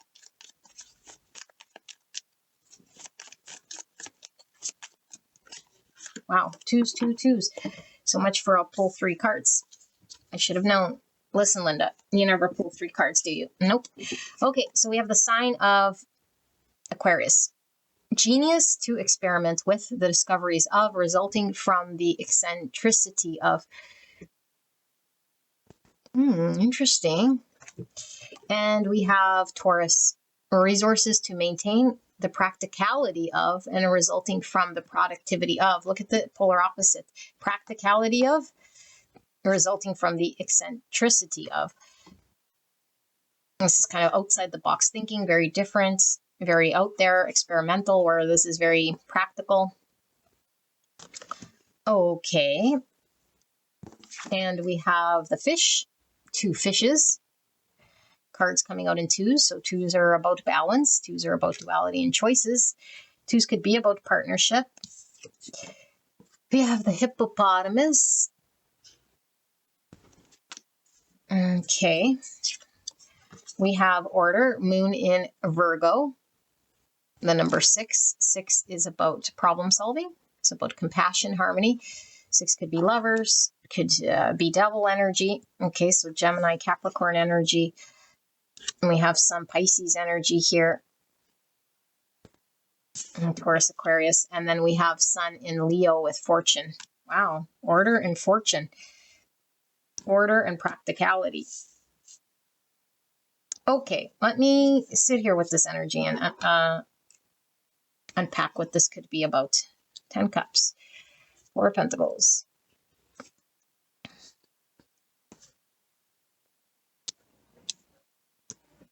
Okay. Interesting energy, because I do feel there's like a dichotomy of energy. It's almost like there's things to worry about, but we have to work our way through not worrying about things. There's having to think outside the box, but having to get outcome here that is stable and consistent, that will result in a practical way. And it's like, how do I achieve this? We might feel like we've been trying to find order. We've been trying to find a way, and maybe we've been swimming without any real knowing of understanding or seeing in the 3D world. And so there might be a lot of having to navigate blind, like a lot of guesswork, a lot of doing things outside of our comfort zone, because it's like maybe we like things very structured, ordered, and ideal and having a manual, having a plan, having an understanding. I mean, it's great when things are clear and understood from a logical aspect, right? But maybe we've experienced the opposite of this. It's like I'm navigating without manual. I don't know if I'm coming or going, but there's a need to find order and productivity in something or achieve something here. Because I feel like this 10 cups is something that speaks to your heart to want successful outcome. Like 10 cups is the happily ever after with two people. It's not a 9 cups, it's a 10 cups. It could certainly involve another person, like harmony in a relationship or emotional satisfaction here where everybody wins for the long term. It's like, what's the optimal result here?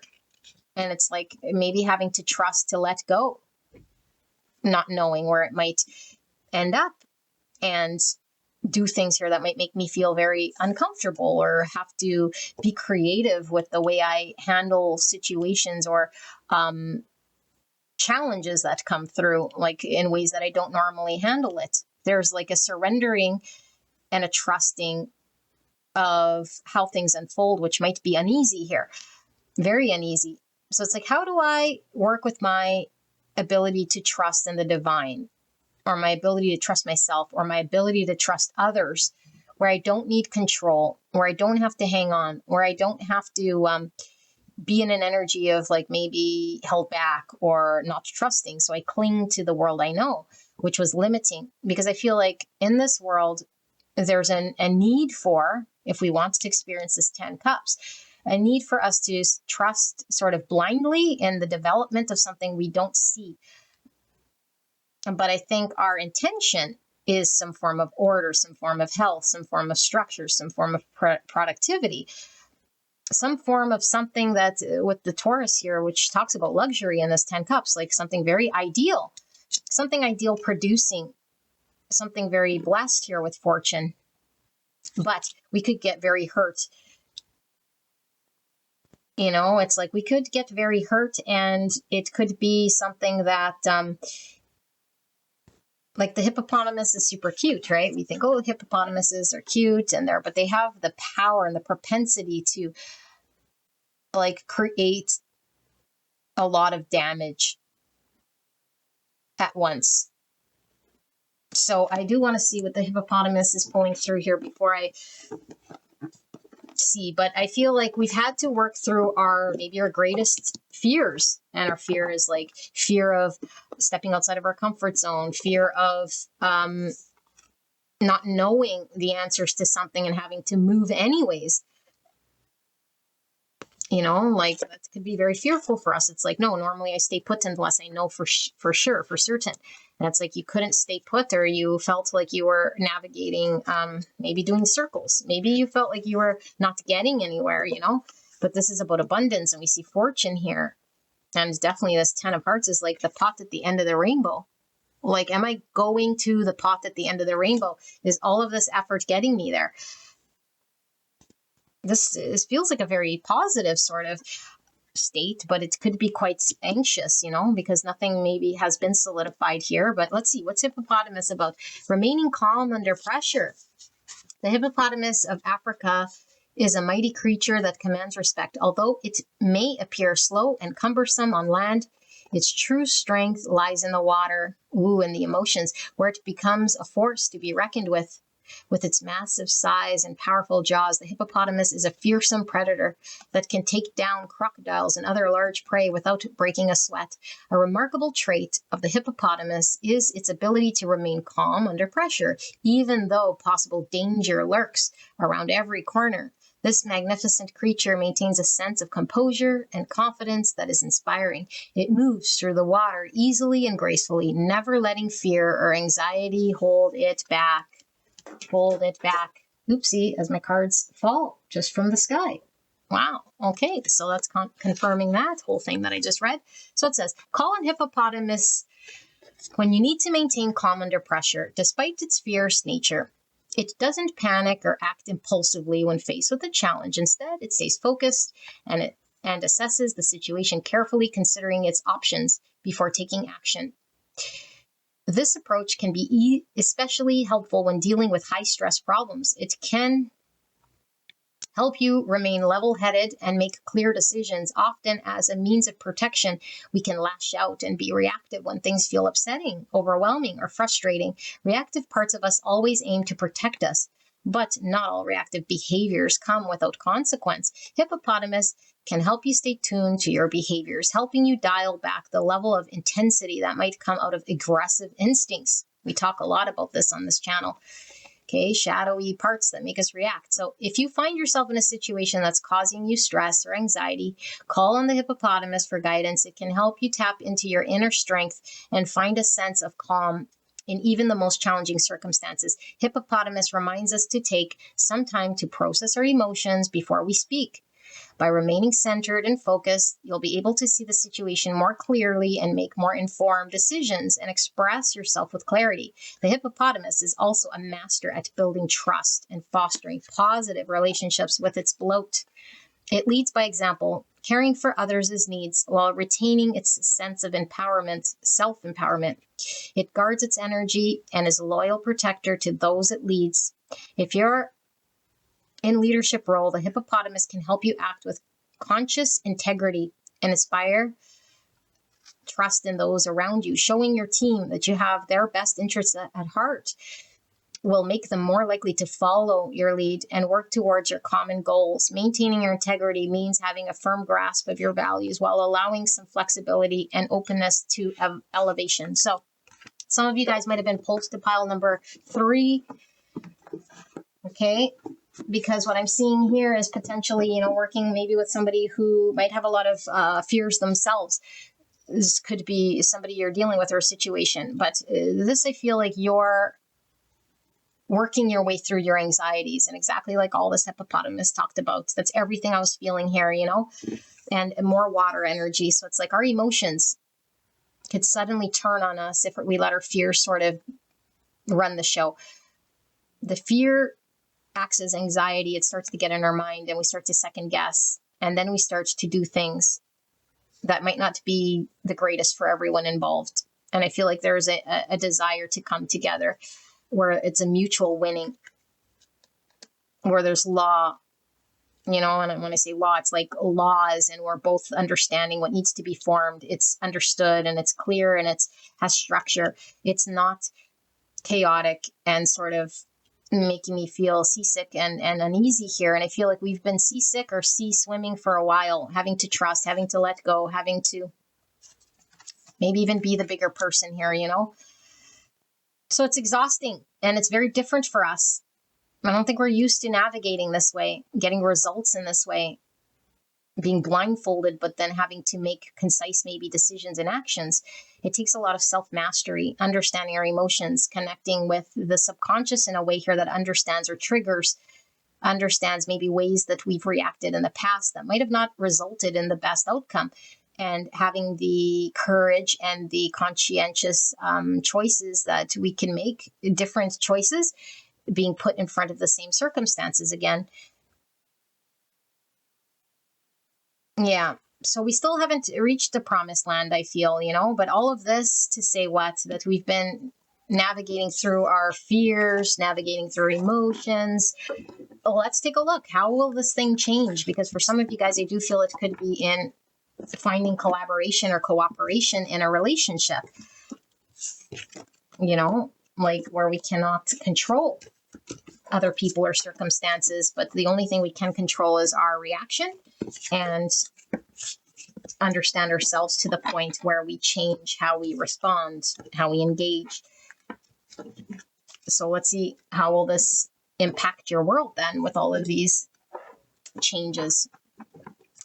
Spirits, pile number 4. Thank you so much for this message. How will this part of their world shift then? What's going to be the next major significant change in this world? How will it change? How will it change, Spirit, for pile number 4? Thank you so much. Please protect me and the viewer as I channel this message for the greatest and highest good of pile number 4. How will this part of their world change? What will shift here exactly?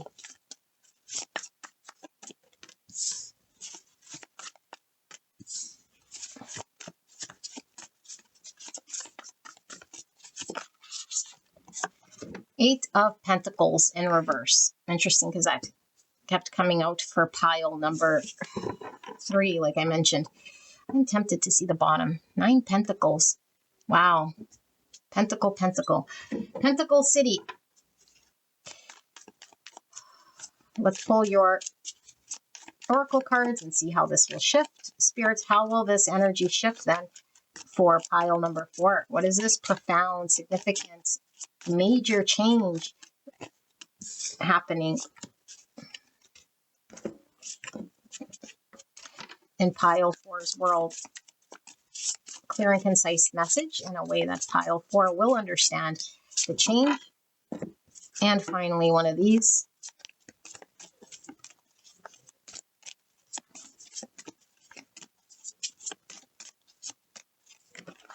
I do feel it's this one. Okay. So we have the planet of South Node. Oh my goodness. Interesting, because this did come out for pile 3. There will not be anxiety about and trouble. So South Node's all about reflecting. It's all about the past, origins, history. You know, it could even be regression.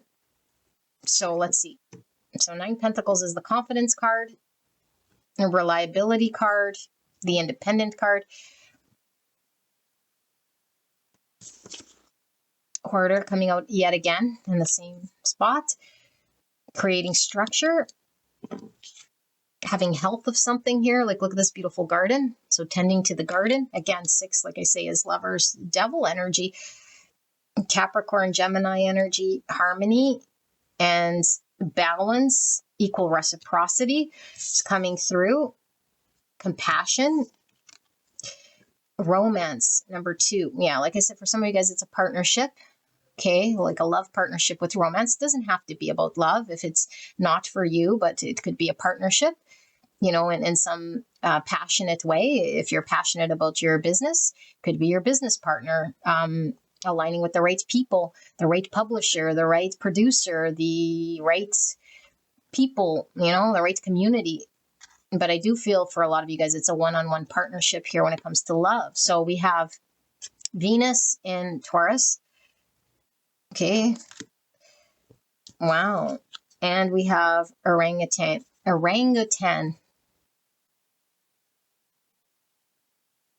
might have to read this one too. I'm sorry, guys. This is a new deck for me, and I do feel like this is very significant here in your reading. But I'm going to channel what I can, and then we will confirm, you know, so you guys can rest assured know what I'm channeling here is something that you're needing to hear. Oh, my back's getting itchy. So we have the Hangman in reverse.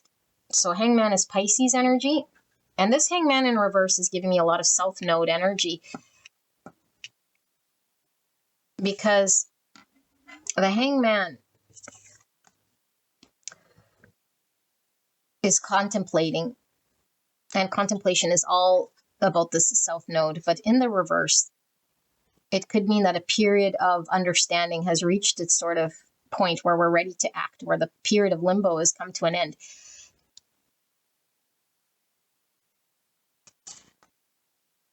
Or it could mean we're very fixed in our understanding of something that's holding us back. But I feel like with your energy, with the 4 Pentacles in reverse, like we've been breaking free from being held back.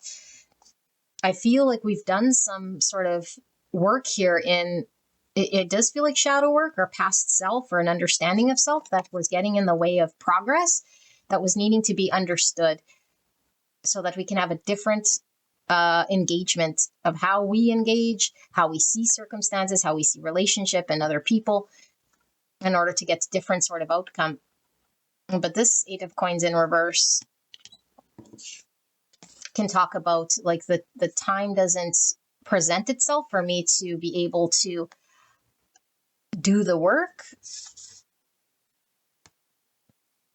Or we could certainly be going from a period of lack of productivity to like going from an 8 to a 9, you know? And I do feel this is what it is, like the succession. It's like we don't need an 8 if we're already at a 9. I feel like you go to this 9 from a period where there was a lack of productivity or movement and a state of limbo, and we're coming out of that period. It's like it's no longer unproductive, and whether it is productive or not productive, it really doesn't matter, because I'm at this Nine of Pentacles, which is the state I wanted to be in the first place. So now I come out of this limbo, understanding something different about myself, about my ability, about what I have cultivated, because there is something cultivated here. There definitely is some order restored, some cultivation here. There is something here. So let's see. And we have the Four of Scepters, which is the Four Wands in reverse. This is very tied to pile 3. You guys might want to go see, but something that couldn't lay roots, some foundation that wasn't laid in the practical world. So it's like we couldn't come together, or we couldn't officially, like be with the person maybe we wanted, or come together or get the commitment, or see in a tangible way here the efforts to have this community come together. It wasn't working.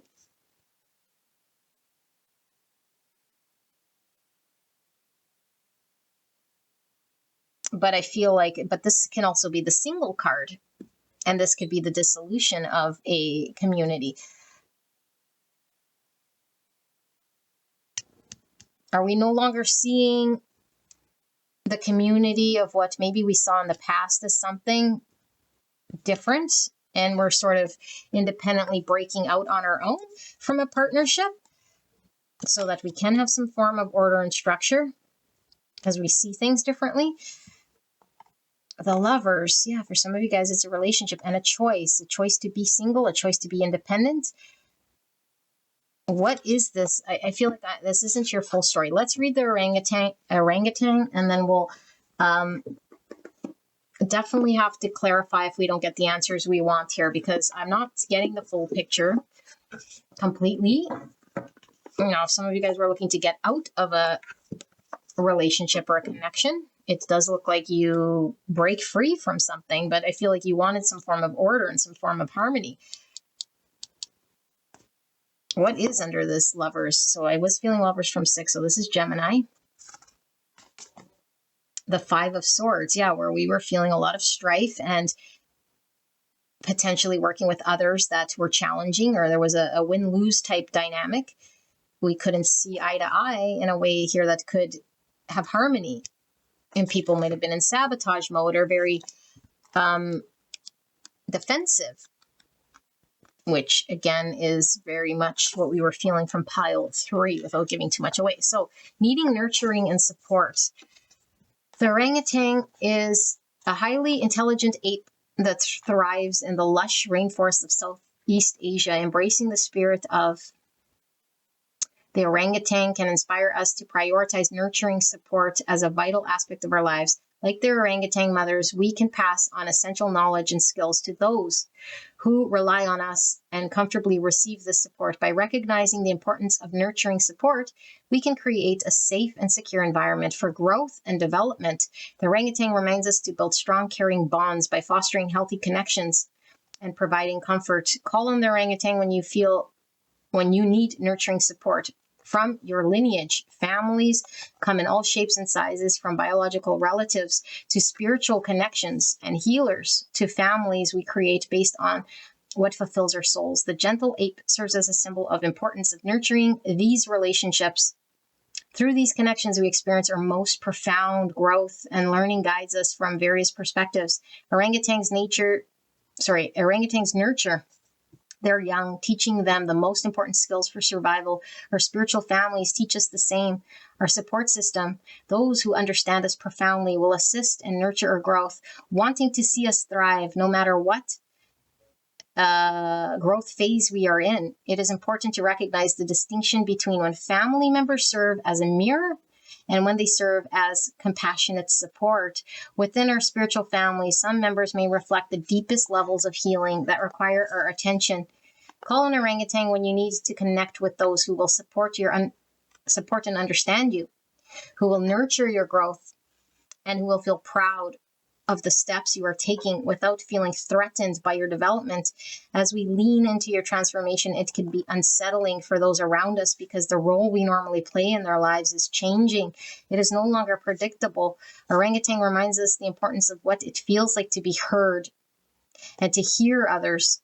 what it's like to be seen, to feel safe, and be emotionally validated. This nurturing support allows us to bask in a felt sense of love.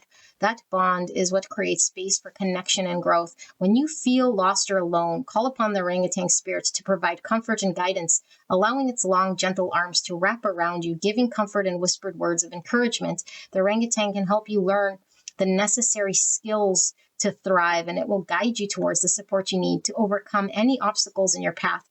Consider the orangutan as a loving family member here to compassionately nurture your growth and support your journey towards wholeness. Oh my goodness, you guys are reaching wholeness. You guys are reaching wholeness, and I do feel for a lot of you guys who have been here. Four of Wands could definitely signify a twin flame connection, okay, of a union here within a dynamic with the lovers in this partnership. That's not going to be everybody's story, but I feel like there's a journey here of having to find self-regulation here, and I feel like you've been left to your own devices. I feel like through a connection that potentially wasn't working, or a dismantling of what stands in its way, I feel like there was a lack of nurturance, there was a lack of community, there was a lack of being understood. I feel like you've had to lead the way here with your own beautiful energy of this orangutan that we read. And so people could have certainly been looking up to your energy, providing healing, being the nurturer, being the caregiver, being having the higher sort of position here in an involvement where maybe somebody was unruly or really in shadow, having to mirror this back. But I feel like you're coming out of a really profound point in time where you might have felt very stuck, stagnant, and incapable, to one that is independent, confident, and capable, and still have this beautiful ability to provide nurturance, but not feel tied down or feel stuck to it, to create your own sort of order and health here.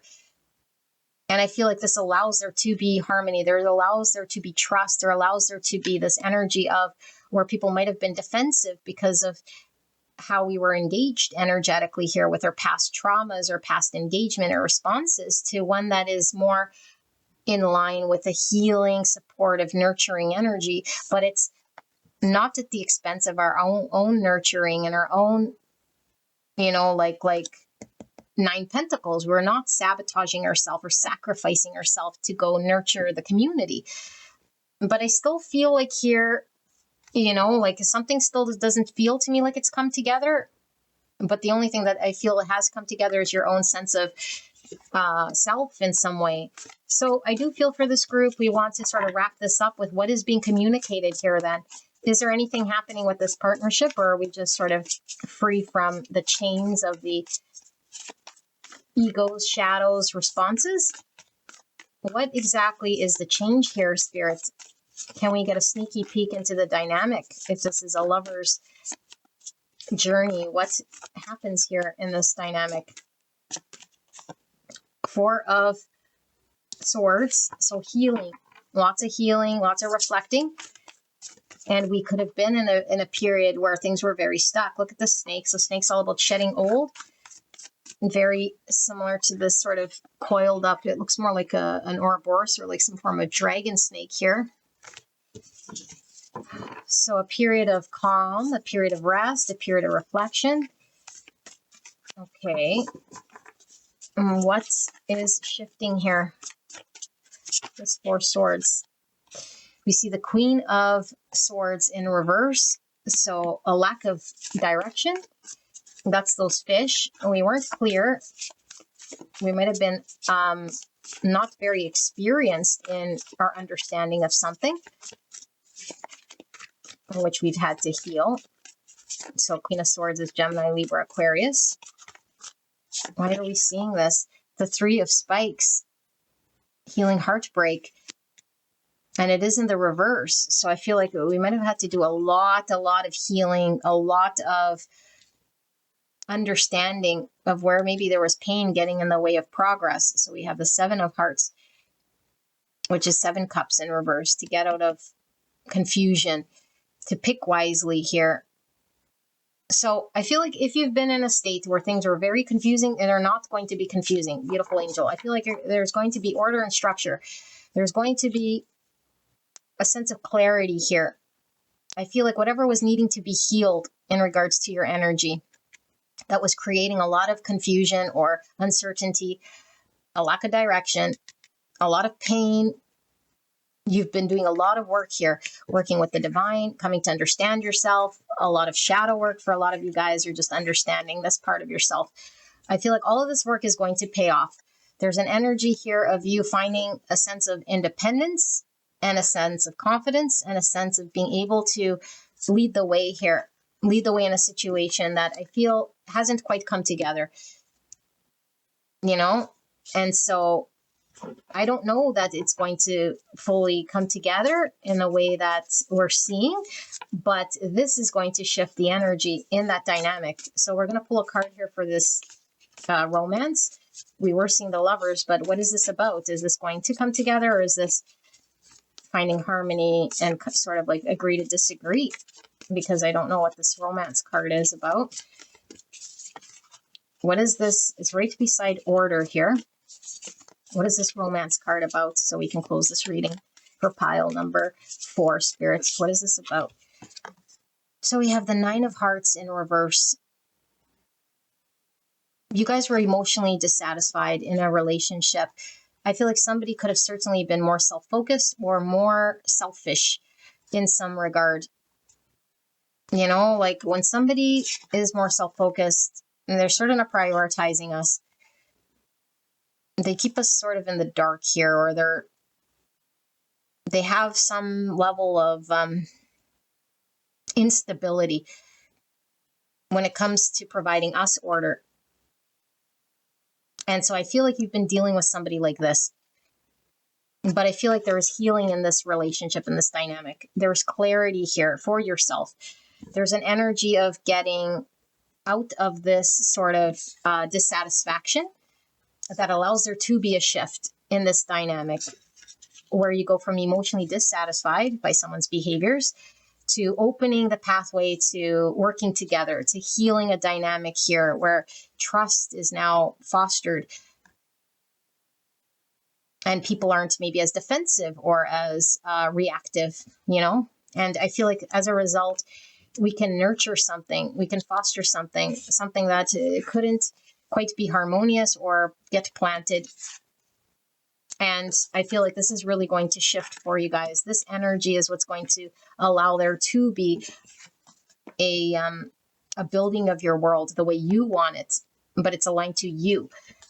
And it's not aligned to anyone else, but it allows whoever wants to follow you, your community, your grouping of people, your idea of what order and structure means, from that energy that was very chaotic, going with the tides and blind and, you know, being very at the mercy of that whole thing. The period of limbo comes to an end. You're no longer in the blind. And you're no longer sort of feeling bound and stuck and uncertain and it's completely sort of unprioritized, because that doesn't feel good. We don't feel valued. And so this is what changes. Beautiful pile. Number 4. Now, if you guys want to maintain a connection, you guys can certainly go ahead. But I feel like that's the thing, is it's up to you. You have your power. You're empowered. You have confidence. You have free agency to choose what you want to invest, what you want to build, what you want to move away from. You've resolved some sort of trauma here that potentially was created a long time ago, maybe previous to this dynamic. You know, I feel like there's a lot of healing of this old energy that might have really created an uncomfortable situation for you. And it's really highlighted maybe someone else's deficiency or someone else's lack of structure or stability or ability to provide, you know? So, beautiful angels, I hope this helped you. And if you're pulled to another pile, I do suggest you go check out number 3, because it could be another extension of this sort of dynamic, only if you are called to, of course. Beautiful angels. And I will see you at the next one. Bye-bye. Welcome to the disclaimer. Don't get fooled by people scamming you in the comments section. If you're interested in a private reading, all my contact information is in the description box. And there you will find my website. And that is only through my website can you book private readings at this time. And for those of you guys new to the tarot, tarot does not predict your future. Tarot is not set in stone.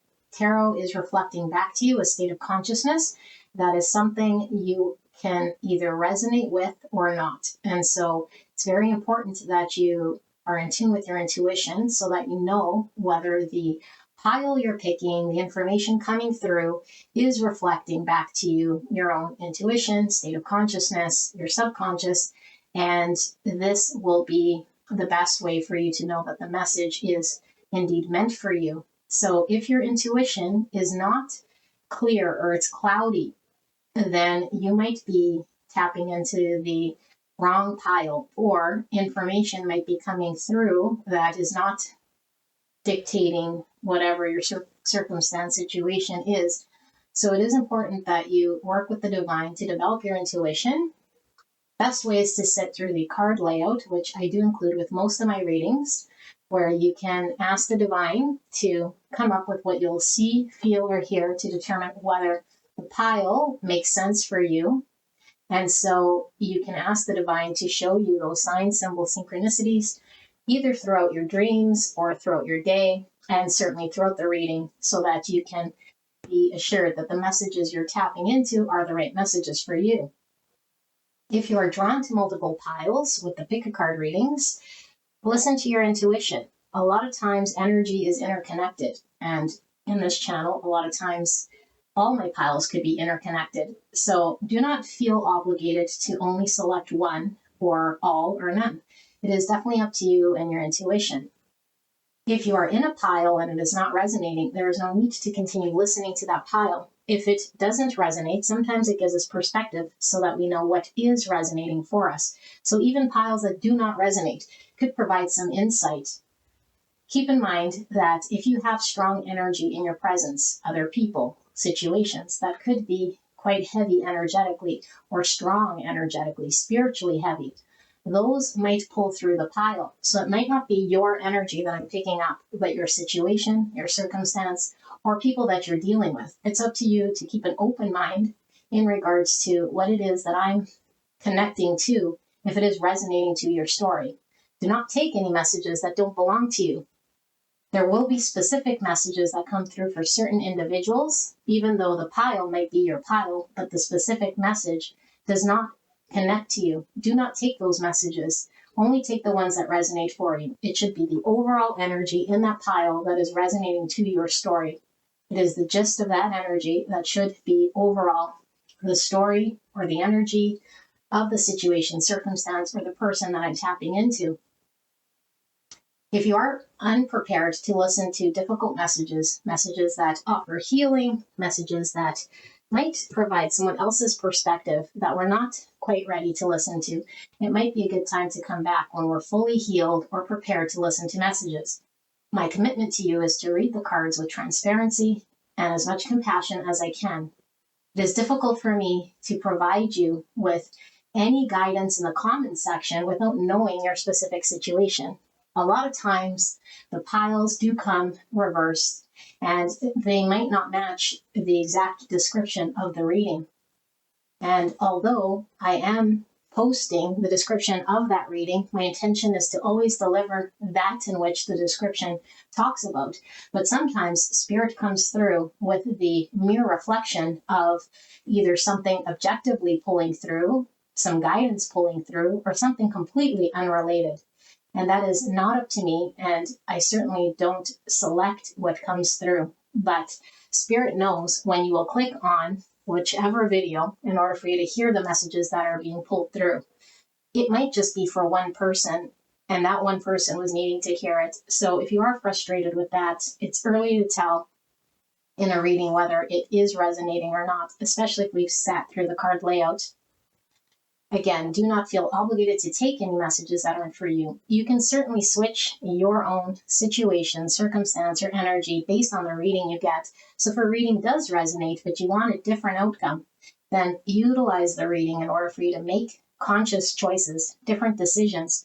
Guide the energy in a specific way that you want it to go. This is why we utilize the tarot and the oracle cards in order for us to be conscious of the energy and make shifts. Energy shifts very fast, and it is formless, and it is not time bound, meaning I could be tapping into present, future, or past situations. If an energy feels like it's an old energy, it's past, you might want to go check out another pile.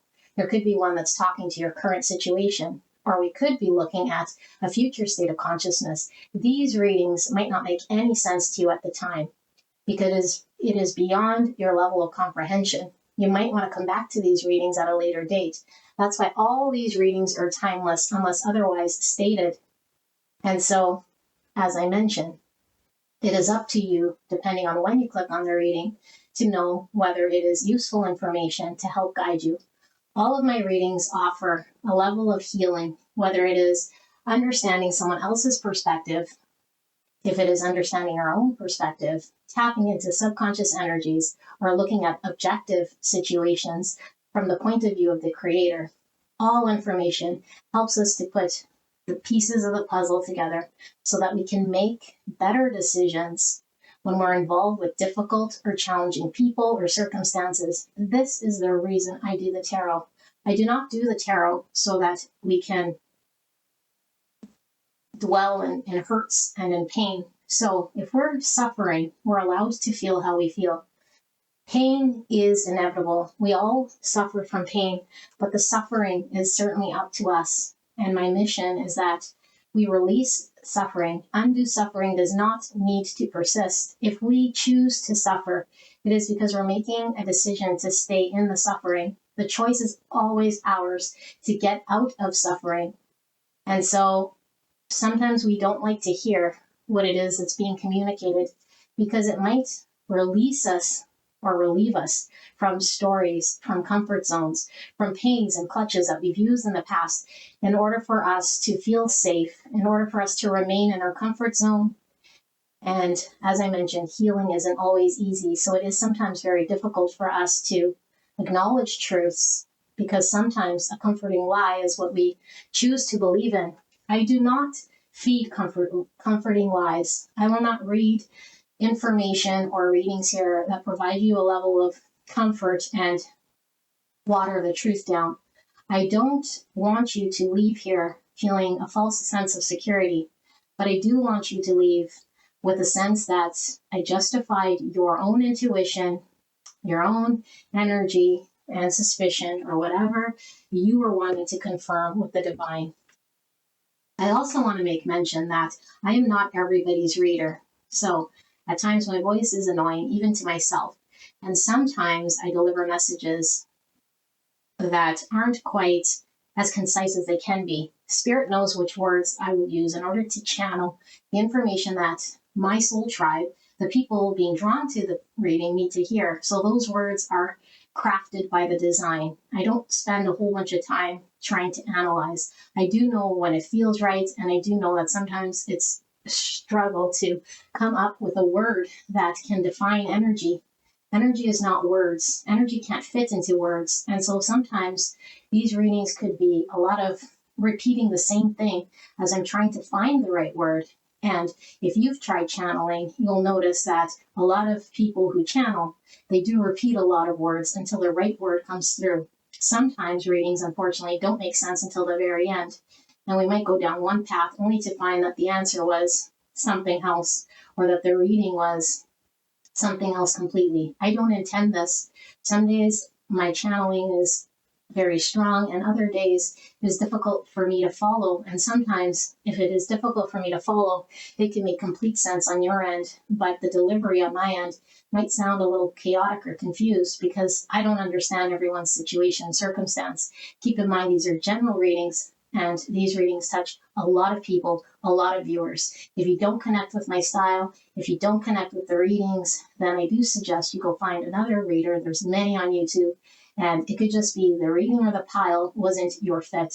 So you might want to try another reading from my playlist. And I do hope you guys stay. And I do hope to connect with you guys. I do read all your comments. I do try to reach out to you guys, all of you guys. And if I don't, rest assured, I do see your comments and I send so much love to you guys. I appreciate you guys very much.